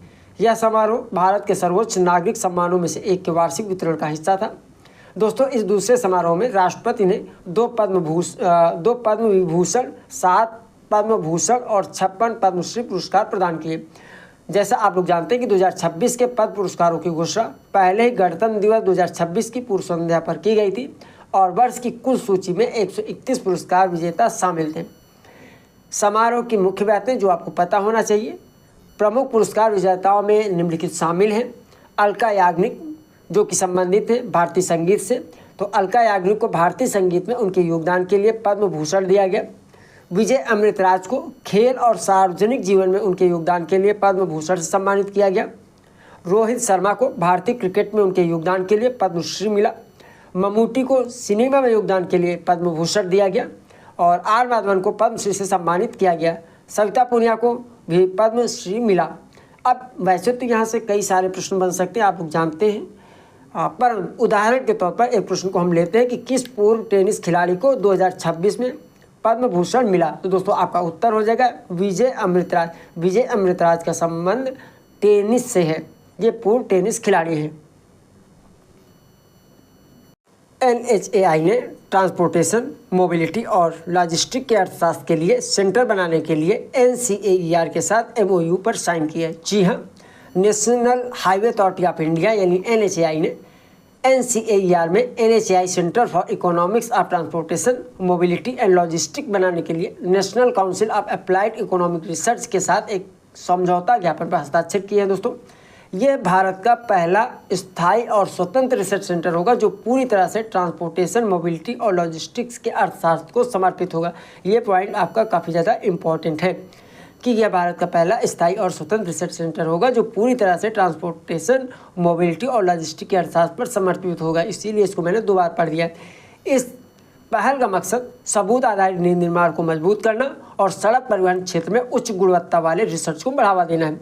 दोस्तों, यह MOU नई दिल्ली में NHAI मुख्यालय में NHAI के चेयरमैन संतोष कुमार यादव, NCAER के महानिदेशक और दोनों संगठनों के वरिष्ठ अधिकारियों की मौजूदगी में साइन किया गया। यह सेंटर सड़क परिवहन और लॉजिस्टिक के क्षेत्र में दीर्घकालिक योजना, निवेश के फैसलों और नीति निर्माण के लिए काम की जानकारी तैयार करने के लिए अप्लाइड इकोनॉमिक रिसर्च करेगा। दोस्तों, प्रस्तावित सेंटर इन महत्वपूर्ण विषयों पर काम करेगा जो है नेशनल हाईवे का अर्थशास्त्र, फ्रंट लॉजिस्टिक यानी माल ढुलाई लॉजिस्टिक, मॉडल इंटीग्रेशन, हाईवे निवेश का क्षेत्रीय आर्थिक प्रभाव, टोल नीति और एसेट मोनेटाइजेशन यानी संपत्ति का मुद्रीकरण। यहाँ से जो प्रश्न बन सकता है, किस संस्था ने ट्रांसपोर्टेशन इकोनॉमिक्स के लिए एक केंद्र स्थापित करने के लिए NCAER के साथ MOU साइन किया है? तो दोस्तों इसका उत्तर होगा national highways authority of India यानी NHAI। जॉर्ज कुरियन ने केंद्रीय राज्य मंत्री पद से इस्तीफा दिया। राष्ट्रपति द्रौपदी मुर्मू ने इस्तीफा मंजूर किया। जी हाँ, अल्पसंख्यक मामलों के केंद्रीय राज्य मंत्री और मत्स्य पालन, पशुपालन और डेयरी राज्य मंत्री जॉर्ज कुरियन ने केंद्रीय मंत्रिपरिषद से इस्तीफा दे दिया। प्रधानमंत्री नरेंद्र मोदी की सलाह पर राष्ट्रपति द्रौपदी मुर्मू ने तत्काल प्रभाव से उनका इस्तीफा स्वीकार कर लिया। यह इस्तीफा कुरियन का राज्यसभा कार्यकाल समाप्त होने के बाद आया है। हाल ही में हुए राज्यसभा चुनाव में उन्हें दोबारा नामांकित नहीं किया गया था। दोस्तों, जॉर्ज कुरियन जून 2024 से मोदी सरकार के तीसरे कार्यकाल में केंद्रीय राज्य मंत्री के तौर पर कार्य कर रहे थे। ज्योतिरादित्य सिंधिया के लोकसभा के लिए चुने जाने से खाली हुई सीट पर अगस्त 2024 में चुने जाने के बाद उन्होंने राज्यसभा में मध्य प्रदेश का प्रतिनिधित्व किया था। केंद्रीय कैबिनेट में संभावित फेरबदल की चर्चाओं के बीच उनके इस्तीफे को राजनीतिक रूप से अहम माना जा रहा है। जॉर्ज कुरियन के संदर्भ में दोस्तों, यह केरल के वरिष्ठ भाजपा नेता है और इन पदों पर कार्य किया। अल्पसंख्यक मामलों के राज्य मंत्री, मत्स्य पालन, पशुपालन और डेयरी राज्य मंत्री। अगस्त 2024 में मध्य प्रदेश से राज्यसभा के लिए चुने गए। उनका राज्यसभा का कार्यकाल जून 2026 में समाप्त हुआ। यहाँ से दोस्तों जो प्रश्न बन सकता है, जून 2026 में राज्यसभा कार्यकाल समाप्त होने के बाद किस केंद्रीय राज्य मंत्री ने इस्तीफा दिया? तो दोस्तों इसका उत्तर होगा जॉर्ज कुरियन। करंट अफेयर्स की दृष्टि से यह मोस्ट इंपॉर्टेंट फैक्ट्स है, इसमें आप इंपॉर्टेंट लिख सकते हैं। भारत सरकार ने चेन्नई पेट्रोलियम कॉर्पोरेशन लिमिटेड यानी CPCL को नवरत्न का दर्जा दिया। जी हाँ, भारत सरकार ने पेट्रोलियम और प्राकृतिक गैस मंत्रालय के तहत आने वाली सार्वजनिक क्षेत्र की तेल refinery company Chennai petroleum corporation limited को नवरत्न का दर्जा दिया है। इस अपग्रेडेशन को केंद्रीय वित्त मंत्री निर्मला सीतारमण ने मंजूरी दी और सार्वजनिक उद्यम विभाग ने इसकी अधिसूचना भी जारी की है। इसके साथ ही CPCL भारत का 28वां नवरत्न केंद्रीय सार्वजनिक क्षेत्र उद्यम बन गया है। इस फैक्ट को याद रखिएगा, 28वां नवरत्न केंद्रीय सार्वजनिक क्षेत्र उपक्रम बन गया है CPCL। CPCL Indian oil corporation limited की एक सहायक कंपनी है और इसका मुख्यालय चेन्नई, तमिलनाडु में है। नवरत्न का दर्जा मिलने से कंपनी को ज़्यादा वित्तीय और परिचालन संबंधी आज़ादी मिलती है, जिससे वह बड़े निवेश के फैसले ले सकती है और कई मामलों में सरकार से पहले से मंजूरी लिए बिना अपने कारोबार का ज़्यादा कुशलता से विस्तार कर सकती है। नवरत्न का दर्जा क्या है दोस्तों, जो आपको पता होना चाहिए? नवरत्न का दर्जा भारत सरकार द्वारा चुनिंदा केंद्रीय सार्वजनिक क्षेत्र उद्यमों को दिया जाने वाला एक विशेष वर्गीकरण है जिन्होंने मजबूत वित्तीय और परिचालन प्रदर्शन किया है। नवरत्न दर्जे के फायदे क्या हैं दोस्तों? तो एक नवरत्न CPSC को इन मामलों में ज़्यादा आज़ादी मिलती है, पूंजीगत व्यय और निवेश के फैसले में, संयुक्त उद्यम और रणनीतिक गठबंधन में। यहाँ से जो प्रश्न बन सकता है, हाल ही में भारत सरकार ने 2026 में किस कंपनी को नवरत्न का दर्जा दिया? तो दोस्तों इसका उत्तर होगा चेन्नई पेट्रोलियम कॉर्पोरेशन लिमिटेड यानी CPCL। खेल जगत से अर्जेंटीना ने लियोनेल मेसी की 70 टन की मूर्ति का अनावरण किया, जिसे दुनिया की सबसे बड़ी मूर्ति बताया जा रहा है। जी हाँ, अर्जेंटीना ने न्यूक्वेन प्रांत के पेटागोनियन शहर कुट्रलको में लियोनेल मेसी की 70 टन वजनी मूर्ति का अनावरण किया है। यह मूर्ति लगभग 26 मीटर यानी करीब 85 फीट ऊंची है और इसमें मेसी को फीफा वर्ल्ड कप ट्रॉफी के साथ घुटनों के बल बैठे हुए दिखाया गया है, जो अर्जेंटीना की 2022 वर्ल्ड कप जीत का जश्न मना रहे हैं। दोस्तों, इसे दुनिया में लियोनेल मेसी की सबसे बड़ी मूर्ति बताया गया है। इस मूर्ति को मूर्तिकार एल्डो बेरोइसा ने डिजाइन किया था और इसका उद्घाटन अर्जेंटीना के फीफा वर्ल्ड कप 2026 अभियान के साथ ही किया गया है। यह अनावरण अर्जेंटीना में मेसी की खास पहचान को दर्शाता है, खासकर कतर में 2022 फीफा वर्ल्ड कप का खिताब दिलाने और 2026 फीफा वर्ल्ड कप में भी शानदार प्रदर्शन जारी रखने के बाद। यहाँ दोस्तों इस स्टैचू के संदर्भ में जो मुख्य जानकारी टेबल फॉर्म में दी गई है, देख लेना चाहिए। सम्मानित व्यक्ति लियोनेल मेसी। अगर स्थान की बात करें तो कुट्रलको न्यूक्वेन प्रांत, पेटागोनिया, अर्जेंटीना। वजन 70 टन, ऊंचाई 26 मीटर या लगभग 85 फीट। सामग्री जो इसमें यूज हुई है वह स्टील और लोहा। मुद्रा मेसी को फीफा वर्ल्ड कप ट्रॉफी के साथ घुटनों के बल बैठे हुए दिखाया गया है। कलाकार या मूर्तिकार जो है उनका नाम है एल्डो बेरोइसा और उद्घाटन की तारीख है इसकी 16 जून 2026। यहाँ पर दोस्तों जो प्रश्न बनेगा, हाल ही में किस देश ने लियोनेल मेसी की 70 टन वजनी विशाल मूर्ति का अनावरण किया? तो दोस्तों आपका उत्तर होगा अर्जेंटीना। तुषार मेहता को 3 और वर्षों के लिए भारत का सॉलिसिटर जनरल फिर से नियुक्त किया गया। जी हाँ, कैबिनेट की नियुक्ति समिति ने तुषार मेहता को 1 जुलाई 2026 से 3 साल के और कार्यकाल के लिए भारत का सॉलिसिटर जनरल फिर से नियुक्त करने की मंजूरी दी है। कार्मिक और प्रशिक्षण विभाग ने इस संबंध में एक आदेश जारी किया। इसके साथ ही तुषार मेहता भारत के दूसरे सबसे बड़े कानूनी अधिकारी बने रहेंगे और सुप्रीम कोर्ट तथा अन्य संवैधानिक अदालतों में केंद्र सरकार का प्रतिनिधित्व करेंगे। दोस्तों, तुषार मेहता के साथ ही साथ एसीसी ने सुप्रीम कोर्ट के लिए 5 अतिरिक्त सॉलिसिटर जनरल को भी 3 साल के और कार्यकाल के लिए फिर से नियुक्त करने को मंजूरी दी है। इनमें से ये नाम जो आपको याद रखना है, विक्रमजीत बनर्जी, KM नटराज, सूर्य प्रकाश वीराजू, N वेंकटरमन, ऐश्वर्या भाटी शामिल हैं। एक अलग फैसले में चेतन शर्मा को 1 जुलाई 2026 से 6 महीने की और अवधि के लिए दिल्ली हाईकोर्ट का अतिरिक्त सॉलिसिटर जनरल फिर से नियुक्त किया गया। दोस्तों, गुजरात के वरिष्ठ वकील तुषार मेहता 2014 में अतिरिक्त सॉलिसिटर जनरल के तौर पर केंद्र की कानूनी टीम में शामिल हुए थे और अक्टूबर 2018 में उन्हें भारत का सॉलिसिटर जनरल बनाया गया था। उन्होंने संवैधानिक व्याख्या, राष्ट्रीय सुरक्षा, चुनावी सुधार, कराधान, डिजिटल नियमन, नागरिकता के मुद्दों और केंद्र राज्य विवादों से जुड़े कई अहम मामलों में भारत सरकार का प्रतिनिधित्व किया है। यहाँ से जो प्रश्न बन सकता है, जून 2026 में किसे 3 साल के और कार्यकाल के लिए भारत का सॉलिसिटर जनरल फिर से नियुक्त किया गया? तो दोस्तों, इसका उत्तर होगा तुषार मेहता। सरकार ने फिर कहा कि पेट्रोल में इथेनॉल मिलाने का जो प्रोग्राम है वो वैज्ञानिक रूप से सही है। जी हाँ, भारत सरकार ने फिर कहा है कि पेट्रोल के लिए इथेनॉल ब्लेंडिंग प्रोग्राम वैज्ञानिक रूप से सही है और इसकी लगातार निगरानी ऑयल मार्केटिंग कंपनियों, ऑटोमोबाइल बनाने वाली कंपनियों, फ्यूल टेस्टिंग एजेंसियों और दूसरे संबंधित लोगों के द्वारा मिलकर की जा रही है। यह सफाई सोशल मीडिया पर इथेनॉल ब्लेंडेड पेट्रोल के बारे में गलत और बिना सबूत वाले दावों के जवाब में दी गई है। खासकर E20 फ्यूल से इंजन खराब होने और गाड़ी बंद होने की चिंताओं को लेकर सरकार ने कहा है कि E20 पेट्रोल शुरू होने के बाद से इथेनॉल मिलाने की वजह से इंजन खराब होने का कोई बड़ा मामला सामने नहीं आया है।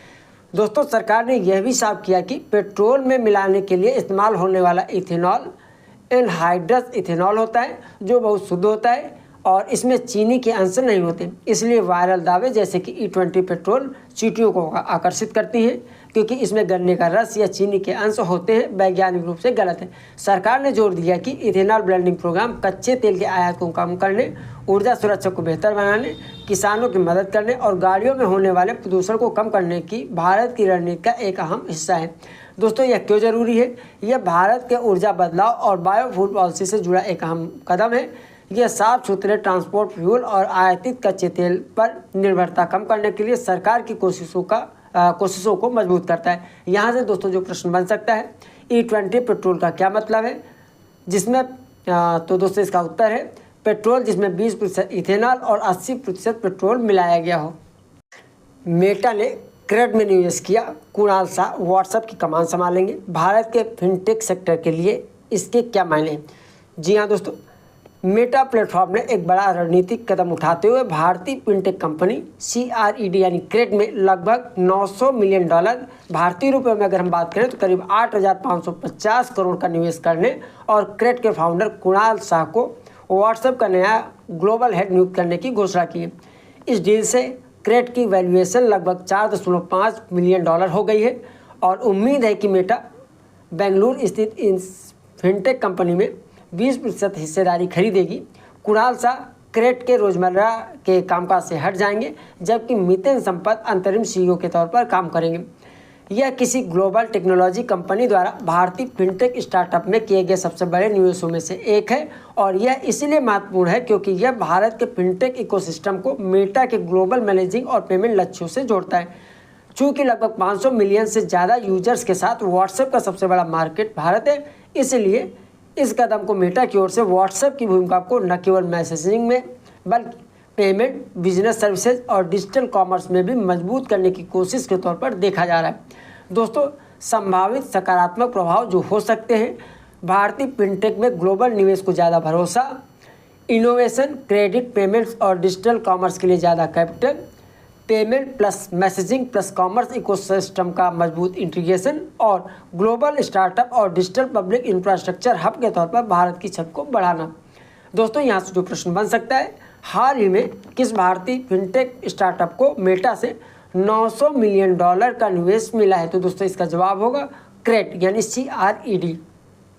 चर्चित व्यक्ति से संबंधित दुखद परंतु महत्वपूर्ण खबर निकल के दोस्तों सामने आ रही। हिग्स बोसान थ्योरी से जुड़े नोबेल पुरस्कार विजेता फ्रांसवा एंगलर्ट का 93 साल की उम्र में निधन। जी हाँ, बेल्जियम के थ्योरेटिकल फिजिसिस्ट फ्रांसवा एंगलर्ट का 18 जून 2026 को बेल्जियम के ब्रसेल्स के उक्कल में 93 साल की उम्र में निधन हो गया। उन्हें 2013 में फिजिक्स का नोबेल पुरस्कार मिला था।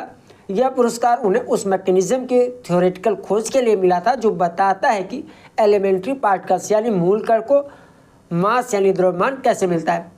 एंगलर्ट मुख्य रूप से ब्राउट एंगलर्ट हिग्स मैकेनिज्म के लिए जाने जाते हैं।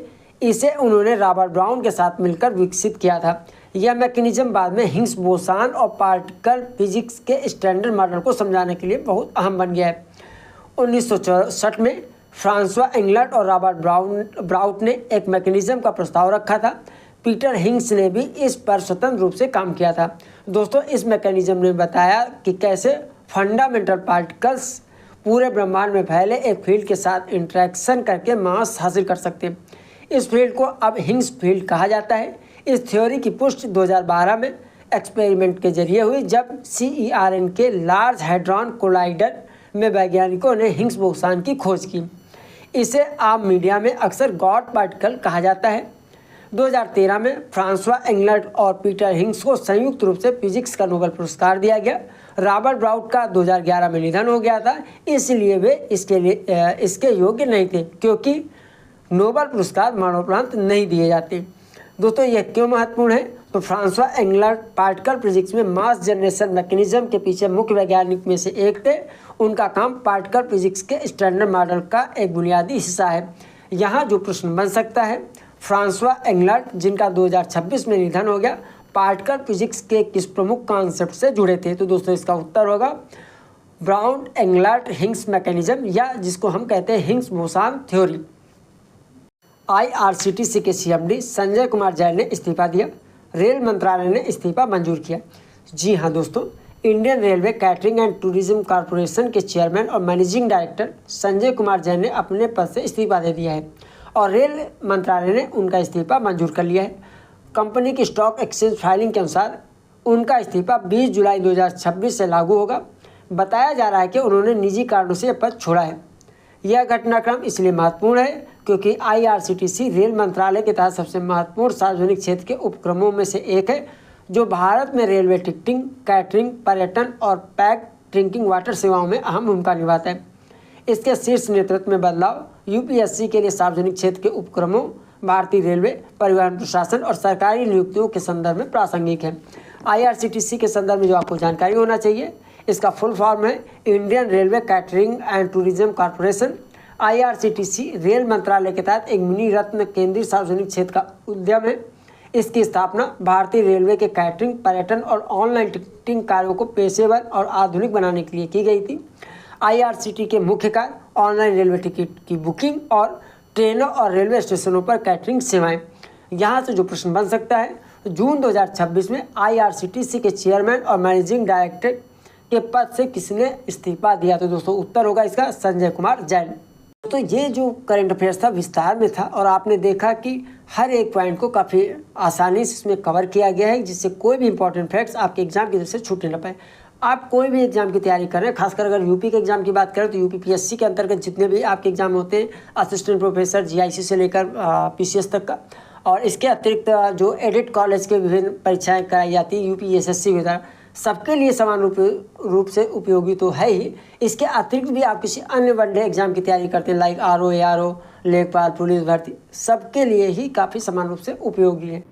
एपेडा ने एग्री फूड एक्सपोर्ट को बढ़ावा देने के लिए भारतीय प्रोग्राम का पहला बैच पूरा किया। जी हाँ, agriculture and processed food products export development authority यानी एपेडा ने अपने खास एक्सपोर्ट बढ़ाने वाले प्रोग्राम भारतीय का पहला बैच सफलतापूर्वक पूरा किया है। भारतीय मीन्स भारत का एग्रीटेक, लचीलापन, उन्नत और एक्सपोर्ट इनोवेशन के लिए इंक्यूबेशन हब। इस प्रोग्राम का मकसद दोस्तों भारत के एग्री फूड प्रोडक्ट सेक्टर में इनोवेशन आधारित ग्रोथ को बढ़ावा देना और 2030 तक एपेडा सूचीबद्ध प्रोडक्ट के एक्सपोर्ट में $50 मिलियन का लक्ष्य हासिल करने में देश की मदद करना है। दोस्तों, भारतीय के पहले बैच में 22 राज्यों और 2 केंद्र शासित प्रदेशों के 100 स्टार्टअप शामिल थे, जिन्हें कई चरणों वाली मूल्यांकन प्रक्रिया के जरिए 700 से ज़्यादा आवेदनों में से चुना गया था। इनमें 68 agri food product startup, 26 export सक्षम टेक्नोलॉजी और सर्विस प्रोवाइडर और SPS ट्रेसेबिलिटी, क्वालिटी इंश्योरेंस और कंप्लायंस संसाधनों पर काम करने वाले 6 इनोवेटर शामिल थे। प्रोग्राम ने 120 घंटे का एक्सपोर्ट केंद्रित एक्सलेरेशन करिकुलम प्रदान किया, जिसमें एक्सपोर्ट की तैयारी, मार्केट तक पहुंच, scaling, branding, packaging, regulating, compliance और इन्वेस्टर की तैयारी भी शामिल है। दोस्तों, कम समय में ही प्रोग्राम के तहत स्टार्टअप ने एक्सपोर्ट में सफलता हासिल की है। जैसे दुबई को 37 मीट्रिक टन GI टैग वाले जर्दालू आम का एक्सपोर्ट, ऑकलैंड न्यूजीलैंड को बाजरा आधारित फंक्शनल फूड प्रोडक्ट्स का पहला समुद्री शिपमेंट, UAE और EU को ऑर्गेनिक और हेरिटेज अनाज का एक्सपोर्ट और ओमान, सिंगापुर, जापान और कैमरून जैसे देशों से नए एक्सपोर्ट ऑर्डर। एपिडा ने दुबई में गल्फ फूड 2026 में टॉप स्टार्टअप की भागीदारी को भी आसान बनाया, जहां उन्होंने अंतर्राष्ट्रीय खरीदारों के साथ 100 से ज़्यादा बैक टू बैक बैठकें की। दोस्तों, यहाँ से जो प्रश्न आपके एग्जाम की दृष्टि से बन सकता है, हाल ही में किस संगठन ने भारतीय निर्यात त्वरण कार्यक्रम का पहला समूह यानी कोहोर्ट पूरा किया? तो दोस्तों, आपका उत्तर होगा या इसका उत्तर होगा एपेडा यानी APEDA। तिमोर लेस्ते के पूर्व राष्ट्रपति फ्रांसिस्को लुओलो गुटेरेस का निधन। जी हाँ, तिमोर लेस्ते, जिन्हें अमूमन हम पूर्वी तिमोर के नाम से भी संबोधित करते हैं, कि पूर्व राष्ट्रपति फ्रांसिस्को लुओलो गुटेरेस का 71 साल की उम्र में निधन हो गया। दोस्तों, उन्होंने 2017 से 2022 तक तिमोर लेस्ते के राष्ट्रपति के रूप में काम किया और वे इंडोनेशियाई कब्जे के खिलाफ देश के आज़ादी के आंदोलन के प्रमुख नेता भी थे। मुख्य बातें जो आपको पता होना चाहिए, देश तिमोर लेस्ते, जिसे हम पूर्वी तिमोर के नाम से जानते हैं, खबरों में रहे नेता जिनका निधन हुआ है फ्रांसिस्को लुओलो गुटेरेस। पद इनका था तिमोर लेस्ते के राष्ट्रपति और कार्यकाल था इनका 2017 से 2022 तक। राजनीतिक जो पार्टी थी इनकी, उसका नाम था फ्रंट लाइन। महत्व, तिमोर लेस्ते की आज़ादी की लड़ाई में प्रमुख व्यक्ति थे। तिमोर लेस्ते कब आज़ाद हुआ? दोस्तों, आज़ाद हुआ था 20 मई 2002 को। तिमोर लेस्ते की राजधानी की अगर हम बात करें तो दोस्तों यह दिल्ली नहीं है, दिल्ली भारत की है, दिल्ली है, दिल्ली या दिल्ली। मौजूदा राष्ट्रपति वहाँ पर होस रामोस होर्टा है। अब जो प्रश्न आपके एग्जाम की दृष्टि से बन सकता है, फ्रांसिस्को लुओलो गुटेरेस किस देश के पूर्व राष्ट्रपति थे? तो दोस्तों, आपका उत्तर होगा तिमोर लेस्ते यानी पूर्वी तिमोर। US ईरान के बीच शुरुआती शांति समझौतों के तहत IAEA यानी international atomic energy agency Iran में फिर से जांच शुरू करेगा। जी हाँ, उम्मीद है कि US और ईरान के बीच शुरुआती शांति समझौते के तहत IAEA ईरान की परमाणु सुविधाओं की जांच फिर से शुरू करेगा। IAEA प्रमुख राफेल ग्रोसी ने कहा कि जांच होने की संभावना है, हालांकि इसके समय, पहुंच और तौर तरीकों पर अभी काम चल रहा है। दोस्तों, यह US ईरान के बीच हुए एक अंतरिम समझौते के बाद हो रहा है, जिसने व्यापक शांति और परमाणु समझौते के लिए 60 दिनों की बातचीत का मौका दिया है। हालांकि यह मामला पूरी तरह से सुलझा नहीं है। ईरान ने अभी तक संवेदनशील परमाणु साइटों तक पहुंच की अंतरिम मंजूरी नहीं दी है और इसे प्रतिबंधों में ढील और अंतिम समझौते से जुड़ा है। दोस्तों, यह घटनाक्रम पश्चिम एशिया, परमाणु कूटनीति, परमाणु प्रसार को रोकने और IAEA की भूमिका के संदर्भ में UPSC के लिए महत्वपूर्ण है। यह क्यों महत्वपूर्ण है? तो यह ईरान के परमाणु कार्यक्रम से जुड़ा है, जो अंतर्राष्ट्रीय संबंधों और सुरक्षा में से बार बार चर्चा में रहने वाला विषय है। यह वैश्विक परमाणु निगरानी संस्था के रूप में IAEA की भूमिका को भी उजागर करता है। यहाँ से जो प्रश्न बन सकता है, US ईरान के बीच शुरुआती सहमति के तहत कौन सा अंतर्राष्ट्रीय संगठन ईरान में परमाणु निरीक्षण फिर से शुरू करने वाला है? तो दोस्तों, आपका उत्तर होगा इंटरनेशनल एटॉमिक एनर्जी एजेंसी यानी IAEA।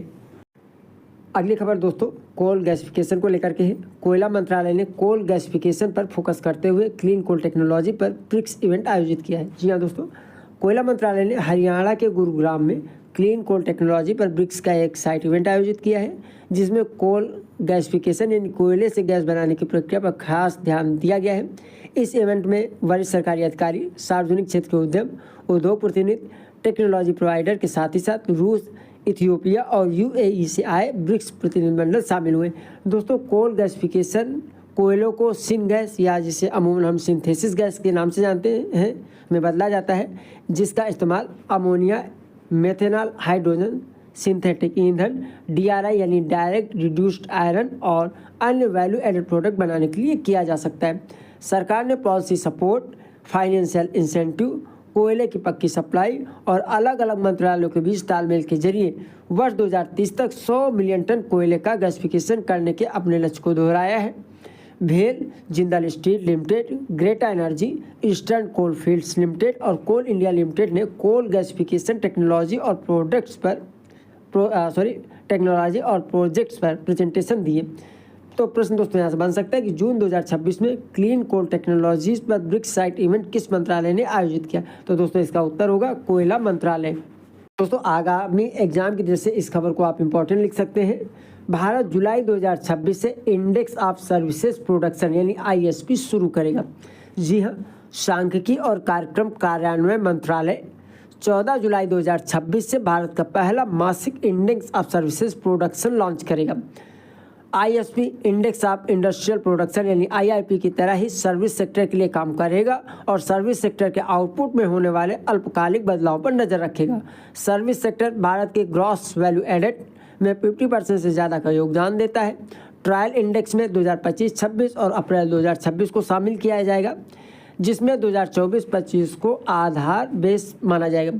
पहली बार जारी होने के बाद नियमित मासिक ISP डेटा हर महीने की 29 तारीख को 60 दिनों के अंतराल के साथ प्रकाशित किया जाएगा। ISP का प्रस्ताव भारत की आधिकारिक सांख्यिकी प्रणाली में लंबे समय से चली आ रही कमी को पूरा करने के लिए दिया गया है। दोस्तों जहां IIP औद्योगिक उत्पादन का मासिक माप प्रदान करता है, वहीं सर्विस सेक्टर के लिए कोई तुलनीय उच्च आवृत्ति वाला आधिकारिक इंडेक्स नहीं था, जबकि सर्विस सेक्टर भारत की अर्थव्यवस्था का सबसे बड़ा हिस्सा है। नया इंडेक्स नीति निर्माताओं, अर्थशास्त्रियों, निवेशकों और सरकारी विभागों को व्यापार, परिवहन, बैंकिंग, बीमा, टेलीकॉम, हॉस्पिटैलिटी, रियल एस्टेट, पेशेवर सेवाओं और मनोरंजन जैसी सेवाओं में अल्पकालिक आर्थिक रुझानों का बेहतर आकलन करने में मदद करेगा। दोस्तों इससे GDP के अनुमान, आर्थिक पूर्वानुमान और नीति निर्माण में सुधार होने की संभावना है। दोस्तों यहाँ से जो प्रश्न बन सकता है, सर्विस सेक्टर के आउटपुट को ट्रैक करने के लिए भारत जुलाई 2026 में कौन सा नया इकोनॉमिक इंडिकेटर लॉन्च करेगा? तो उत्तर आपको होगा इसका दोस्तों ISP यानी इंडेक्स ऑफ सर्विसेज प्रोडक्शन। दोस्तों ये करंट अफेयर्स राजस्थान से निकल के सामने आ रहा है। राजस्थान ने यूनिफॉर्म सिविल कोड का ड्राफ्ट तैयार करने के लिए 5 सदस्यीय समिति बनाई। जी हाँ, राजस्थान सरकार ने प्रस्तावित राजस्थान यूनिफॉर्म सिविल कोड यानी RUCC 2026 का ड्राफ्ट तैयार करने के लिए 5 सदस्यीय समिति का गठन किया है। इस पैनल की अध्यक्षता सुप्रीम कोर्ट के पूर्व जज जस्टिस रंजना प्रकाश देसाई करेंगी। समिति शादी, तलाक, विरासत, गोद लेने, गुजारा भत्ता और इससे जुड़े नागरिक मामलों पर सभी समुदायों के लिए एक जैसे नियम बनाने के लिए कानून का ड्राफ्ट तैयार करेगी। साथ ही सरकार ने यह भी कहा कि आदिवासी रीति रिवाजों और संवैधानिक सुरक्षा का भी ध्यान रखा जाएगा। लोगों से राय लेने की प्रक्रिया शुरू हो गई है और नागरिकों से ऑनलाइन और ऑफलाइन दोनों तरीकों से सुझाव मांगे जाएंगे। दोस्तों इस समिति की घोषणा मुख्यमंत्री की अध्यक्षता में 14 अप्रैल 2026 को कैबिनेट के फैसले के बाद की गई। जस्टिस देसाई के अलावा समिति के सदस्यों में रिटायर्ड IAS अधिकारी शत्रुघ्न सिंह, राजस्थान हाईकोर्ट के एडिशनल एडवोकेट जनरल बसंत सिंह छाबा, गवर्नमेंट लॉ कॉलेज के पूर्व प्रिंसिपल रामस्वरूप अग्रवाल और डॉक्टर सुचि चौहान शामिल हैं। Additional chief secretary home member secretary के तौर पर काम करेंगे। खबरों के मुताबिक प्रस्तावित ड्राफ्ट में पर्सनल लॉ में बड़े सुधारों के अलावा बहुविवाह पर रोक, पैतृक संपत्ति में पुरुषों और महिलाओं को समान अधिकार और लिव इन रिलेशनशिप का अनिवार्य रजिस्ट्रेशन जैसे मुद्दे शामिल हो सकते हैं।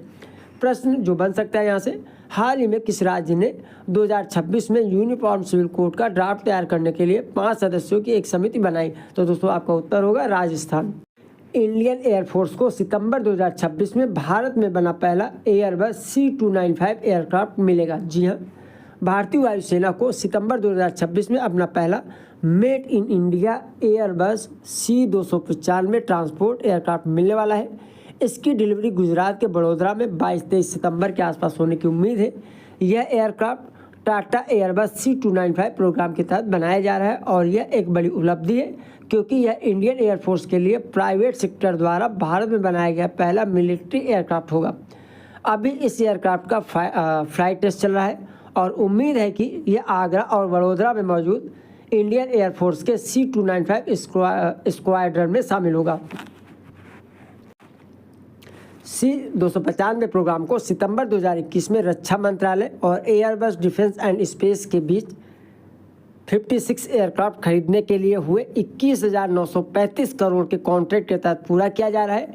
दोस्तों, इस डील के तहत 16 एयरक्राफ्ट स्पेन से फ्लाई अवे कंडीशन में डिलीवर किए जाने थे, जबकि बाकी 40 एयरक्राफ्ट भारत के बड़ोदरा में एयरबस की पार्टनरशिप में टाटा एडवांस सिस्टम लिमिटेड द्वारा बनाए या असेंबल किए जा रहे हैं। भारत में बना पहला एयरक्राफ्ट इन्हीं 40 एयरक्राफ्ट का हिस्सा है और बाकी 39 यानी 39 एयरक्राफ्ट अगस्त 2021 तक डिलीवर किए जाएंगे। प्रश्न जो आपके एग्जाम की दृष्टि से बन सकता है, सितंबर 2026 में भारतीय वायुसेना को सौंपा जाने वाला पहला मेड इन इंडिया सैन्य परिवहन विमान कौन सा होगा? तो दोस्तों, इसका उत्तर होगा एयरबस C-295। पीएम मोदी से मुलाकात के बाद अमेजॉन ने 2030 तक भारत में $48 मिलियन के निवेश का ऐलान किया। जी हाँ, अमेजॉन के CEO एंडी जेसी ने पीएम नरेंद्र मोदी से मुलाकात की और घोषणा की कि अमेजॉन 2030 तक भारत में $48 मिलियन का निवेश करेगा। इसमें दोस्तों AI और क्लाउड इंफ्रास्ट्रक्चर को बढ़ाने के लिए $13 मिलियन का निवेश भी शामिल है, जो मुख्य रूप से मुंबई और हैदराबाद में AWS डेटा सेंटर के जरिए किया जाएगा। इसके साथ ही 2030 तक भारत में अमेजॉन का कुल नियोजन निवेश बढ़ाकर $48 मिलियन हो गया है, जबकि 2010 से 2030 के बीच इसका कुल निवेश $88 मिलियन से ज़्यादा होने की उम्मीद है। दोस्तों, यह निवेश AI आधारित डिजिटलाइजेशन, क्लाउड सर्विसेज, रोजगार पैदा करने, एक्सपोर्ट बढ़ाने और स्टार्टअप बिजनेस और सरकार के लिए डिजिटल टूल्स को बढ़ावा देगा। नए निवेश के मुख्य क्षेत्र AI infrastructure, cloud computing infrastructure, data centres, AWS का विस्तार, बिजनेस और सरकार के लिए डिजिटल सर्विसेज। दोस्तों, AWS विस्तार के लिए बताई गई मुख्य जगह है मुंबई और हैदराबाद। अब यहाँ से कौन सा प्रश्न बन सकता है? तो किस ग्लोबल कंपनी ने हाल ही में 2030 तक भारत में कुल $48 बिलियन के निवेश की घोषणा की? तो दोस्तों, इसका उत्तर होगा अमेजॉन।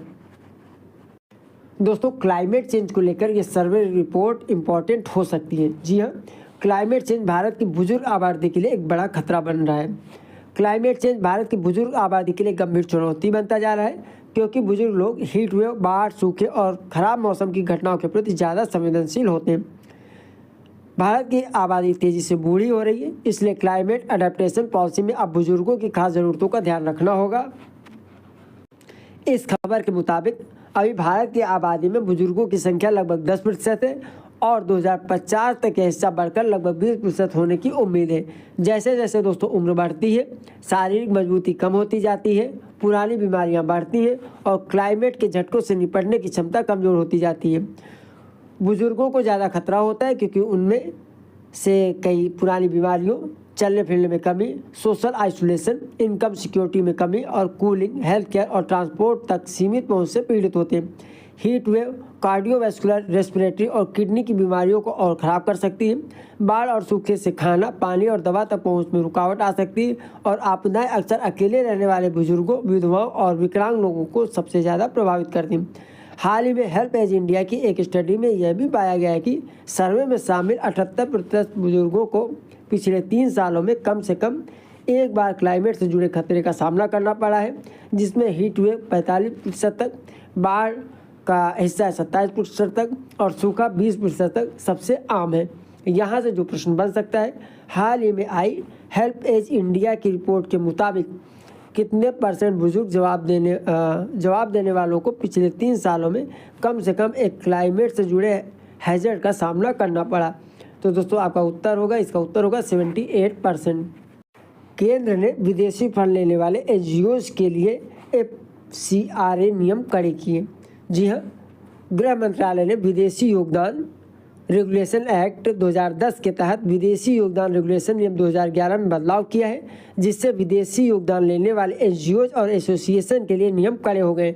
नए नियमों के तहत FCRA के तहत रजिस्ट्रेशन या रिन्यूअल चाहने वाले संगठनों को अब यह बताना होगा कि विदेशी फंड का इस्तेमाल किन खास मकसदों के लिए किया जाएगा और वे कौन से राज्य या यूटीज होंगे जहां ये गतिविधियां की जाएंगी उन्हें सरकार द्वारा तय 105 मंजूर मकसदों के शेड्यूल में से चुनना होगा, जिसमें धार्मिक, एजुकेशनल, कल्चरल, इकोनॉमिक और सोशल गतिविधियां शामिल हैं।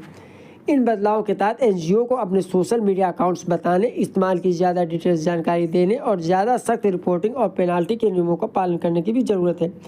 नए नियमों की एक बड़ी बात यह है कि विदेशी फंड का इस्तेमाल धार्मिक कार्यों के लिए तो किया जा सकता है, लेकिन इसका इस्तेमाल धर्म बदलने से जुड़ी गतिविधियों के लिए नहीं किया जा सकता। सरकार का दोस्तों कहना है कि ये बदलाव विदेशी फंड की ट्रांसपेरेंसी, अकाउंटेबिलिटी और मॉनिटरिंग को बेहतर बनाने के लिए है, जबकि आलोचक इसे सिविल सोसाइटी ऑर्गेनाइजेशन के लिए एक ज़्यादा सख्त रेगुलेटरी सिस्टम के तौर पर देखते हैं। यहाँ से जो प्रश्न बन सकता है, 2026 के FCRA नियमों में संशोधन के तहत NGO को अब अपनी गतिविधियाँ कितने स्वीकृत उद्देश्यों में से चुननी होंगी। तो दोस्तों यह इसका उत्तर होगा 105 स्वीकृत उद्देश्यों में से। रक्षा के क्षेत्र से महत्वपूर्ण करंट अफेयर्स। DRDO के नेत्र AEW&C सिस्टम को फाइनल ऑपरेशनल क्लियरेंस मिली। जी हाँ, defence research and development organisation यानी DRDO ने स्वदेशी Netra airborne early warning and control system यानी AEW&C के लिए फाइनल ऑपरेशनल क्लियरेंस हासिल करके भारत की रक्षा आत्मनिर्भरता की दिशा में एक बड़ी उपलब्धि हासिल की है। यह क्लियरेंस इस बात की पुष्टि करती है कि सभी ऑपरेशनल और परफॉर्मेंस ज़रूरतों को सफलतापूर्वक पूरा करने के बाद यह सिस्टम भारतीय वायुसेना द्वारा ऑपरेशनल तैयारी के लिए पूरी तरह तैयार है। दोस्तों इसका विकास आत्मनिर्भर भारत पहल के तहत आयातित एयरबोर्न सर्विलांस प्लेटफॉर्म पर निर्भरता कम करके भारत की स्वदेशी रक्षा क्षमताओं को मजबूत करना है। यह सिस्टम आसमान में आग की तरह काम करता है, जो लंबी दूरी से दुश्मन के विमानों, मिसाइलों, ड्रोन और अन्य हवाई खतरों का पता लगाने, उन्हें ट्रैक करने और उनकी निगरानी करने में सक्षम है। यह एयर डिफेंस ऑपरेशन को रियल टाइम इंटेलिजेंस, कमांड और बैटल मैनेजमेंट सपोर्ट भी देता है। दोस्तों DRDO के बेंगलुरु स्थित सेंटर फॉर एयरबोर्न सिस्टम द्वारा विकसित नेत्र AEW&C में एडवांस रडार, इलेक्ट्रॉनिक इंटेलिजेंस, सुरक्षित कम्युनिकेशन सिस्टम और मिशन कंट्रोल टेक्नोलॉजी शामिल है, जो भारत की एयर डिफेंस क्षमताओं को काफ़ी बढ़ाते हैं। प्रश्न जो बन सकता है, हाल ही में किस स्वदेशी रक्षा प्रणाली को फाइनल ऑपरेशनल क्लियरेंस मिली है, जो भारत की रक्षा आत्मनिर्भरता में एक महत्वपूर्ण मील का पत्थर है। तो दोस्तों इसका उत्तर होगा नेत्र airborne early warning and control system. दोस्तों IMF के द्वारा किए गए कमेंट से प्रश्न अक्सर पूछे जाते हैं आपके एग्जाम में, तो उसी से संबंधित यह करंट अफेयर्स है। भारत ग्लोबल इकोनॉमिक ग्रोथ का मुख्य इंजन बना हुआ है IMF। जी हाँ, इंटरनेशनल मॉनेटरी फंड यानी IMF ने कहा है कि जियोपॉलिटिकल तनाव और ट्रेड में रुकावटों की वजह से ग्लोबल अनिश्चितताओं के बावजूद भारत ग्लोबल इकोनॉमिक ग्रोथ का मुख्य इंजन बना हुआ है। पहले हालिया आकलन में IMF ने वित्त वर्ष 2026-27 के लिए भारत की GDP ग्रोथ का अनुमान 6.5% बरकरार रखा है, जो उसने अपनी पिछली वर्ल्ड इकोनॉमिक आउटलुक यानी अप्रैल 2026 में रिपोर्ट में बढ़ाया था। IMF ने यह भी अनुमान लगाया है कि वित्त वर्ष 2025-26 में भारत की इकोनॉमिक 7.6% की दर से बढ़ी, जो मजबूत घरेलू मांग और मैक्रो इकोनॉमिक मजबूती को दिखाता है। दोस्तों IMF ने कहा है कि भारत की इकोनॉमी को मजबूत प्राइवेट खपत, पब्लिक इन्वेस्टमेंट, डिजिटल बदलाव और स्ट्रक्चरल रिफॉर्म का सहारा मिल रहा है। हालांकि उसने चेतावनी दी कि ग्लोबल स्तर पर एनर्जी की ऊंची कीमतें, जियोपॉलिटिकल टकराव और ट्रेड से जुड़ी अनिश्चितताएं महंगाई बढ़ा सकती हैं और भविष्य की ग्रोथ के लिए जोखिम पैदा कर सकती हैं। दोस्तों यह महत्वपूर्ण क्यों है? तो यह सबसे तेज़ी से बढ़ने वाली प्रमुख इकोनॉमी में से एक के तौर पर भारत की स्थिति को मजबूत करता है। यह ग्लोबल इकोनॉमिक ग्रोथ में भारत के बढ़ते योगदान को भी उजागर करता है। प्रश्न जो बन सकता है, हाल ही में किस अंतर्राष्ट्रीय संगठन ने भारत को ग्लोबल इकोनॉमिक ग्रोथ का मुख्य चालक बताया है? तो दोस्तों इसका उत्तर होगा इंटरनेशनल मॉनेटरी फंड यानी IMF। बैंकों ने RBI की VRR नीलामी में 16,800 करोड़ रुपए उधार लिए, जिससे पता चलता है कि लिक्विडिटी की स्थिति अच्छी है। जी हाँ, बैंकों ने रिजर्व बैंक ऑफ इंडिया से 4 दिन की वेरिएबल रेपो रेट यानी VRR नीलामी के जरिए सिर्फ 16,800 करोड़ रुपए ही उधार लिए हैं, जबकि नोटिफाई की गई रकम 50,000 करोड़ थी। चूँकि बैंकों ने ऑफर की गई रकम से बहुत कम उधार लिया है, दोस्तों इससे पता चलता है कि बैंकिंग सिस्टम में अभी लिक्विडिटी की स्थिति अच्छी है और RBI से शॉर्ट टर्म फंड की ज़रूरत कम है। बैंकों की सभी बोलियां 5.6% की कट ऑफ और वेटेज एवरेज रेट पर स्वीकार की गई, जो पॉलिसी रेपो रेट 5.25% से थोड़ा ज़्यादा है। यह क्यों जरूरी है? बैंकिंग सिस्टम में लिक्विडिटी की अच्छी स्थिति को यह दिखाता है और शॉर्ट टर्म लिक्विडिटी को मैनेज करने के लिए आरबीआई द्वारा लिक्विडिटी एडजस्टमेंट फैसिलिटी के इस्तेमाल को भी दिखाता है। अब दोस्तों यहाँ जो आपको पता होना चाहिए कि वेरिएबल रेपो रेट यानी VRR क्या होता है। तो variable repo rate liquidity adjustment facility के तहत लिक्विडिटी बढ़ाने का एक टूल है, जिसके जरिए आरबीआई सरकारी सिक्योरिटीज़ को कोलैटरल के तौर पर रखकर बैंकों को शॉर्ट टर्म फंड उधार देता है। इसकी मुख्य विशेषताएं यानी VRR की मुख्य विशेषताएं दोस्तों इस प्रकार है। फंड नीलामी के जरिए दिए जाते हैं। बैंक उस रकम और ब्याज दर के लिए बोली लगाते हैं जो वे देने को तैयार हैं। ब्याज दर बाजार द्वारा तय की जाती है। यहाँ से जो प्रश्न बन सकता है, हाल ही में बैंकों में शॉर्ट टर्म फंड डालने के लिए आरबीआई के किस लिक्विडिटी टूल का इस्तेमाल किया गया? तो दोस्तों इसका उत्तर होगा वेरिएबल रेपो रेट यानी VRR। ISSF junior world championship 2026 में भारत मेडल टैली में सबसे ऊपर। दोस्तों इतनी देखिए कंजूसी अच्छी नहीं, भारत की शानदार जीत है, इसलिए इस वीडियो में एक लाइक और आपका कमेंट बॉक्स में कमेंट तो बनता ही है। तो जल्दी से लाइक करते चलिए वीडियो को और कमेंट बॉक्स में जय हिंद लिखते चलिए। जी हाँ दोस्तों, जर्मनी के सुहल में आयोजित ISSF जूनियर वर्ल्ड चैंपियनशिप 2026 में भारत ने कुल 55 मेडल, जिनमें 7 गोल्ड, 8 सिल्वर और 10 ब्रॉन्ज है, जीत कर मेडल टैली में पहला स्थान हासिल किया है। दोस्तों ऐसा नहीं कि यह पहली बार है, भारत ने लगातार दूसरी बार टॉप स्थान हासिल किया है। इससे पहले लीमा पेरू में हुई 2024 ISSF जूनियर वर्ल्ड चैंपियनशिप में भारत ने 24 मेडल जीते थे। आखिरी दिन भारत ने 4 और मेडल जीते, जिससे 50 मीटर राइफल थ्रोन पुरुष जूनियर इवेंट में प्रीतम केंद्र का गोल्ड मेडल, साथ ही 1 सिल्वर और 2 ब्रॉन्ज मेडल शामिल हैं। इस पूरे खेल के विषय में थोड़ी सी जानकारी टेबल फॉर्म में जो आपको पता होना चाहिए। इवेंट कौन है ये? तो इस इवेंट का नाम है ISSF जूनियर वर्ल्ड चैंपियनशिप 2026, जगह सुहल जर्मनी। भारत की रैंक पहली है। कुल मेडल भारत ने जीते हैं 25, जिसमें गोल्ड मेडल है 7, सिल्वर मेडल है 8, ब्रॉन्ज मेडल शामिल है 10। और भारत की इसमें उपलब्धि क्या रही है कि भारत लगातार दूसरी बार मेडल टेबल में सबसे ऊपर रहा। ये वो फैक्ट्स हैं जो आपके एग्जाम की दृष्टि से इम्पॉर्टेंट है और यहाँ से कहीं से भी प्रश्न बन सकता है। अब उदाहरण के तौर पर एक प्रश्न जो यहाँ से बन सकता है इस खबर से, ISSF जूनियर वर्ल्ड चैंपियनशिप 2026 में किस देश ने मेडल टैली में शीर्ष स्थान हासिल किया? दोस्तों आपका उत्तर होगा भारत। अब दोस्तों एक नज़र फीफा से जुड़ी इस महत्वपूर्ण खबर की ओर भी। फीफा ने गवर्नेंस से जुड़े नियमों के उल्लंघन के कारण ऑल नेपाल फुटबॉल एसोसिएशन यानी ANFA को सस्पेंड कर दिया है। जी हाँ, फीफा ने गवर्नेंस में तीसरे पक्ष यानी थर्ड पार्टी के दखल से जुड़े फीफा के नियमों के उल्लंघन के कारण ऑल नेपाल फुटबॉल एसोसिएशन को तत्काल प्रभाव से सस्पेंड कर दिया है। इसके परिणामस्वरूप जब तक सस्पेंशन नहीं हटाया जाता, नेपाल की राष्ट्रीय फुटबॉल टीमें और क्लब फीफा और एशियन फुटबॉल कॉन्फेडरेशन की सभी प्रतियोगिताओं में भाग नहीं ले सकेंगे। दोस्तों ANFA और उसके सदस्य फीफा और AFC के डेवलपमेंट प्रोग्राम, वित्तीय सहायता और ट्रेनिंग कोर्स का लाभ भी नहीं उठा सकेंगे। फीफा ने कहा कि सस्पेंशन तब तक लागू रहेगा जब तक गवर्नेंस से जुड़े मुद्दों का समाधान नहीं हो जाता और एसोसिएशन सदस्य एसोसिएशन की स्वतंत्रता पर फीफा के नियमों का पालन नहीं करता है। यह कार्रवाई नेपाल की नेशनल स्पोर्ट काउंसिल से जुड़े एक विवाद के बाद की गई है, जिसे फीफा ने फुटबॉल प्रशासन में अनुचित बाहरी दखल माना था। मुख्य मुद्दा क्या है दोस्तों, जो आपको पता होना चाहिए? फीफा चाहता है कि हर सदस्य फुटबॉल एसोसिएशन सरकारों या बाहरी एजेंसियों के दखल के बिना स्वतंत्र रूप से काम करे। नेपाल की फुटबॉल संस्था को तब सस्पेंड किया गया जब फीफा ने पाया कि ANFA की गवर्नेंस में तीसरे पक्ष का दखल हुआ था, जो फीफा के नियमों के आर्टिकल 14 का उल्लंघन है।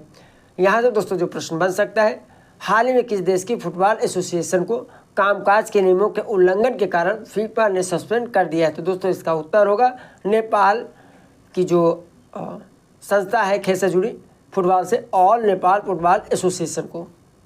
दोस्तों अंतर्राष्ट्रीय समुदाय से महत्वपूर्ण खबर निकल के आ रही है जो आपके एग्जाम की दृष्टि से इंपॉर्टेंट हो सकती है। निकोल पसिन्यान की जीत से आर्मेनिया का पश्चिम की ओर भू राजनीतिक झुकाव का संकेत। जी हाँ, आर्मेनिया के प्रधानमंत्री निकोल पसिन्यान और उनकी सिविल कॉन्ट्रैक्ट पार्टी ने 2026 के संसदीय चुनाव में लगभग 49.8% वोट हासिल करके जीत दर्ज की है, जिससे वे अगली सरकार बनाने में सक्षम हो गए।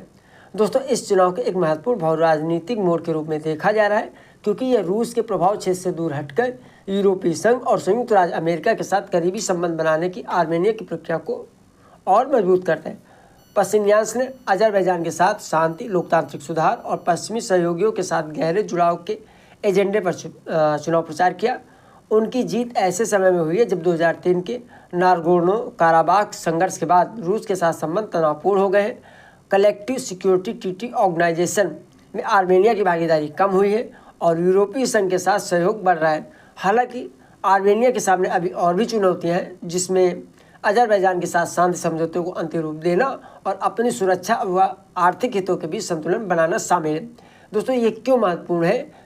यह दक्षिण काकेशस में एक महत्वपूर्ण भू राजनीतिक बदलाव का संकेत है। यह रूस से परे अपनी विदेशी नीति में विविधता लाने के आर्मेनिया के प्रयासों को भी दर्शाता है। यहाँ से जो प्रश्न बन सकता है, हाल ही में किस राजनीतिक नेता ने आर्मेनिया का 2026 का संसदीय चुनाव जीता? तो इसका उत्तर होगा निकोल पशिन्यान। खबरों में पैक सिल्का क्यों है? क्योंकि दोस्तों, भारत भरोसेमंद एआई सप्लाई चेन के लिए 35 देशों की पैक सिल्का पहल में शामिल हो गया है। जी हाँ, भारत अमेरिका के वाशिंगटन डीसी में आयोजित पैक सिल्का समिट में पैक सिल्का घोषणा पत्र पर हस्ताक्षर करने वाला 34 अन्य देशों के साथ शामिल हो गया है। इस घोषणा पत्र का उद्देश्य सेमीकंडक्टर, कंप्यूटिंग इंफ्रास्ट्रक्चर, महत्वपूर्ण खनिजों, एडवांस्ड मैन्युफैक्चरिंग, ऊर्जा और डिजिटल इंफ्रास्ट्रक्चर में सहयोग को मजबूत करके आर्टिफिशियल इंटेलिजेंसी टेक्नोलॉजी के लिए भरोसेमंद, मजबूत और सुरक्षित सप्लाई चेन बनाना है। दोस्तों, यह पहल ग्लोबल एआई सप्लाई चेन में कमजोरियों को कम करने और समान सोच वाले देशों के बीच सहयोग को बढ़ावा देने का प्रयास करती है। यह घोषणा पत्र एआई इनोवेशन, सुरक्षित डिजिटल इंफ्रास्ट्रक्चर, जिम्मेदार टेक्नोलॉजी विकास और आर्थिक सुरक्षा पर सहयोग को भी बढ़ावा देता है। भारत की भागीदारी महत्वपूर्ण है क्योंकि यह ग्लोबल एआई इकोसिस्टम में देश की भूमिका को मजबूत करती है, इंडिया एआई मिशन और सेमीकॉन इंडिया प्रोग्राम जैसी पहलों को पूरा करती है और टेक्नोलॉजी पार्टनरशिप तथा मजबूत सेमीकंडक्टर सप्लाई चेन के अवसरों को भी बढ़ाती है। पैक सिल्का क्या है, जो आपको दोस्तों पता होना चाहिए? तो सरल शब्दों में, पैक सिल्का अमेरिका के नेतृत्व वाली एक अंतर्राष्ट्रीय पहल है जो सहयोगी देशों के बीच सुरक्षित, मजबूत और भरोसेमंद एआई सप्लाई चेन बनाने का प्रयास करती है। प्रश्न यहाँ से जो बन सकता है, भरोसेमंद एआई सप्लाई चेन पर किस अंतर्राष्ट्रीय घोषणा में भारत हाल ही में शामिल हुआ? तो दोस्तों, इसका उत्तर होगा पैक सिल्का घोषणा। वरिष्ठ नागरिकों की सहायता करने को लेकर के यह महत्वपूर्ण खबर आपको जरूर पता होना चाहिए दोस्तों। जी हाँ, शतायु डैशबोर्ड ने पूरे भारत में वरिष्ठ नागरिकों के लिए देखभाल करने वालों का नेटवर्क बढ़ाया। सामाजिक न्याय और अधिकारिता मंत्रालय ने पूरे भारत में वरिष्ठ नागरिकों के लिए देखभाल सेवाओं को बेहतर बनाने के लिए शतायु यानी senior holistic care assistant and training for your utility dashboard का विस्तार किया है। 22 मई 2026 को लॉन्च किया गया है। डैशबोर्ड एक डिजिटल प्लेटफॉर्म के तौर पर दोस्तों काम करता है, जहां प्रशिक्षित जेरिएट्रिक केयर गिवर यानी बुजुर्गों की देखभाल करने वाले खुद को रजिस्टर कर सकते हैं और पेशेवर देखभाल सेवाओं की ज़रूरत वाले बुजुर्ग नागरिकों से जुड़ सकते हैं। मंत्रालय ने यह भी स्पष्ट किया कि कुछ तकनीकी दिक्कतों को ठीक किया जा रहा है और नागरिकों को सलाह दी कि वे इस प्लेटफॉर्म के बारे में सोशल मीडिया पर आने वाली गुमराह करने वाली पोस्ट पर भरोसा न करें। इस पहल का मकसद दोस्तों प्रशिक्षित केयर गिवर तक पहुंच बढ़ाकर स्वस्थ उम्र बढ़ने को बढ़ावा देकर और देश भर में बुजुर्गों की देखभाल सेवाओं की गुणवत्ता में सुधार करके वरिष्ठ नागरिकों के लिए एक समावेशी और उम्र अनुकूल इकोसिस्टम बनाना है। शतायु डैशबोर्ड के संदर्भ में इसका फुल फॉर्म क्या है दोस्तों? तो यह है senior holistic care assistant and training for your utility. उद्देश्य इसके हैं प्रशिक्षित जेरिएट्रिक केयर गिवर का राष्ट्रीय डेटाबेस बनाना, ज़रूरतमंद वरिष्ठ नागरिकों को केयर गिवर से जोड़ना, पेशेवर बुजुर्ग देखभाल तक पहुंच में सुधार करना, बुजुर्ग आबादी के लिए समुदाय आधारित देखभाल को बढ़ावा देना और वरिष्ठ नागरिकों के लिए स्वस्थ और स्वतंत्र जीवन जीने में मदद करना। यहाँ से जो प्रश्न बन सकता है, शतायु डैशबोर्ड किस मंत्रालय ने लॉन्च किया? तो दोस्तों, इसका उत्तर होगा सामाजिक न्याय एवं अधिकारिता मंत्रालय। सीनियर आईपीएस अधिकारी महेश दीक्षित इंटेलिजेंस ब्यूरो यानी आईबी के नए डायरेक्टर नियुक्त। जी हाँ, कैबिनेट की नियुक्ति समिति ने आंध्र प्रदेश कैडर के 1993 बैच के आईपीएस अधिकारी महेश दीक्षित को 2 साल के कार्यकाल के लिए इंटेलिजेंस ब्यूरो का नया डायरेक्टर नियुक्त किया है। वे तपन कुमार डेका की जगह लेंगे, जिनका आईबी डायरेक्टर के तौर पर कार्यकाल जून 2026 में खत्म हो रहा है। अपनी नियुक्ति से पहले दीक्षित इंटेलिजेंस ब्यूरो में स्पेशल डायरेक्टर के तौर पर काम कर रहे थे, जो संगठन में दूसरा सबसे बड़ा पद है। महेश दीक्षित के पास आंतरिक सुरक्षा, आतंकवाद रोधी अभियानों, खुफिया जानकारी जुटाने और जम्मू कश्मीर में ऑपरेशन का काफ़ी अनुभव है। उन्होंने पहले श्रीनगर में सब्सिडियरी इंटेलिजेंस ब्यूरो की कमान संभाली थी, जहां उन्होंने आर्टिकल 370 हटने के बाद खुफिया ऑपरेशन में अहम भूमिका भी निभाई थी। उनकी नियुक्ति दोस्तों ऐसे समय में हुई जब भारत को सीमा पार आतंकवाद, साइबर खतरों, जासूसी और आंतरिक सुरक्षा जैसे बदलते हुए खतरों का सामना करना पड़ रहा है। इंटेलिजेंस ब्यूरो के संदर्भ में दोस्तों, इंटेलिजेंस ब्यूरो भारत की सबसे पुरानी और प्रमुख आंतरिक खुफिया एजेंसी है, जो आंतरिक सुरक्षा से जुड़े खुफिया जानकारी जुटाने का काम करती है। प्रश्न जो बन सकता है, इंटेलिजेंस ब्यूरो यानी आईबी के नए निदेशक के रूप में किसे नियुक्त किया गया है? तो दोस्तों इसका उत्तर होगा महेश दीक्षित। आज के करंट अफेयर्स में इस करंट अफेयर्स को आप दोस्तों इंपॉर्टेंट लिख सकते हैं, क्योंकि नागरिकता को लेकर प्रश्न आपके एग्जाम में पूछे जाने की संभावना बहुत अधिक है, क्योंकि ये नागरिकता का शब्द वर्तमान में काफ़ी चर्चा में भी है।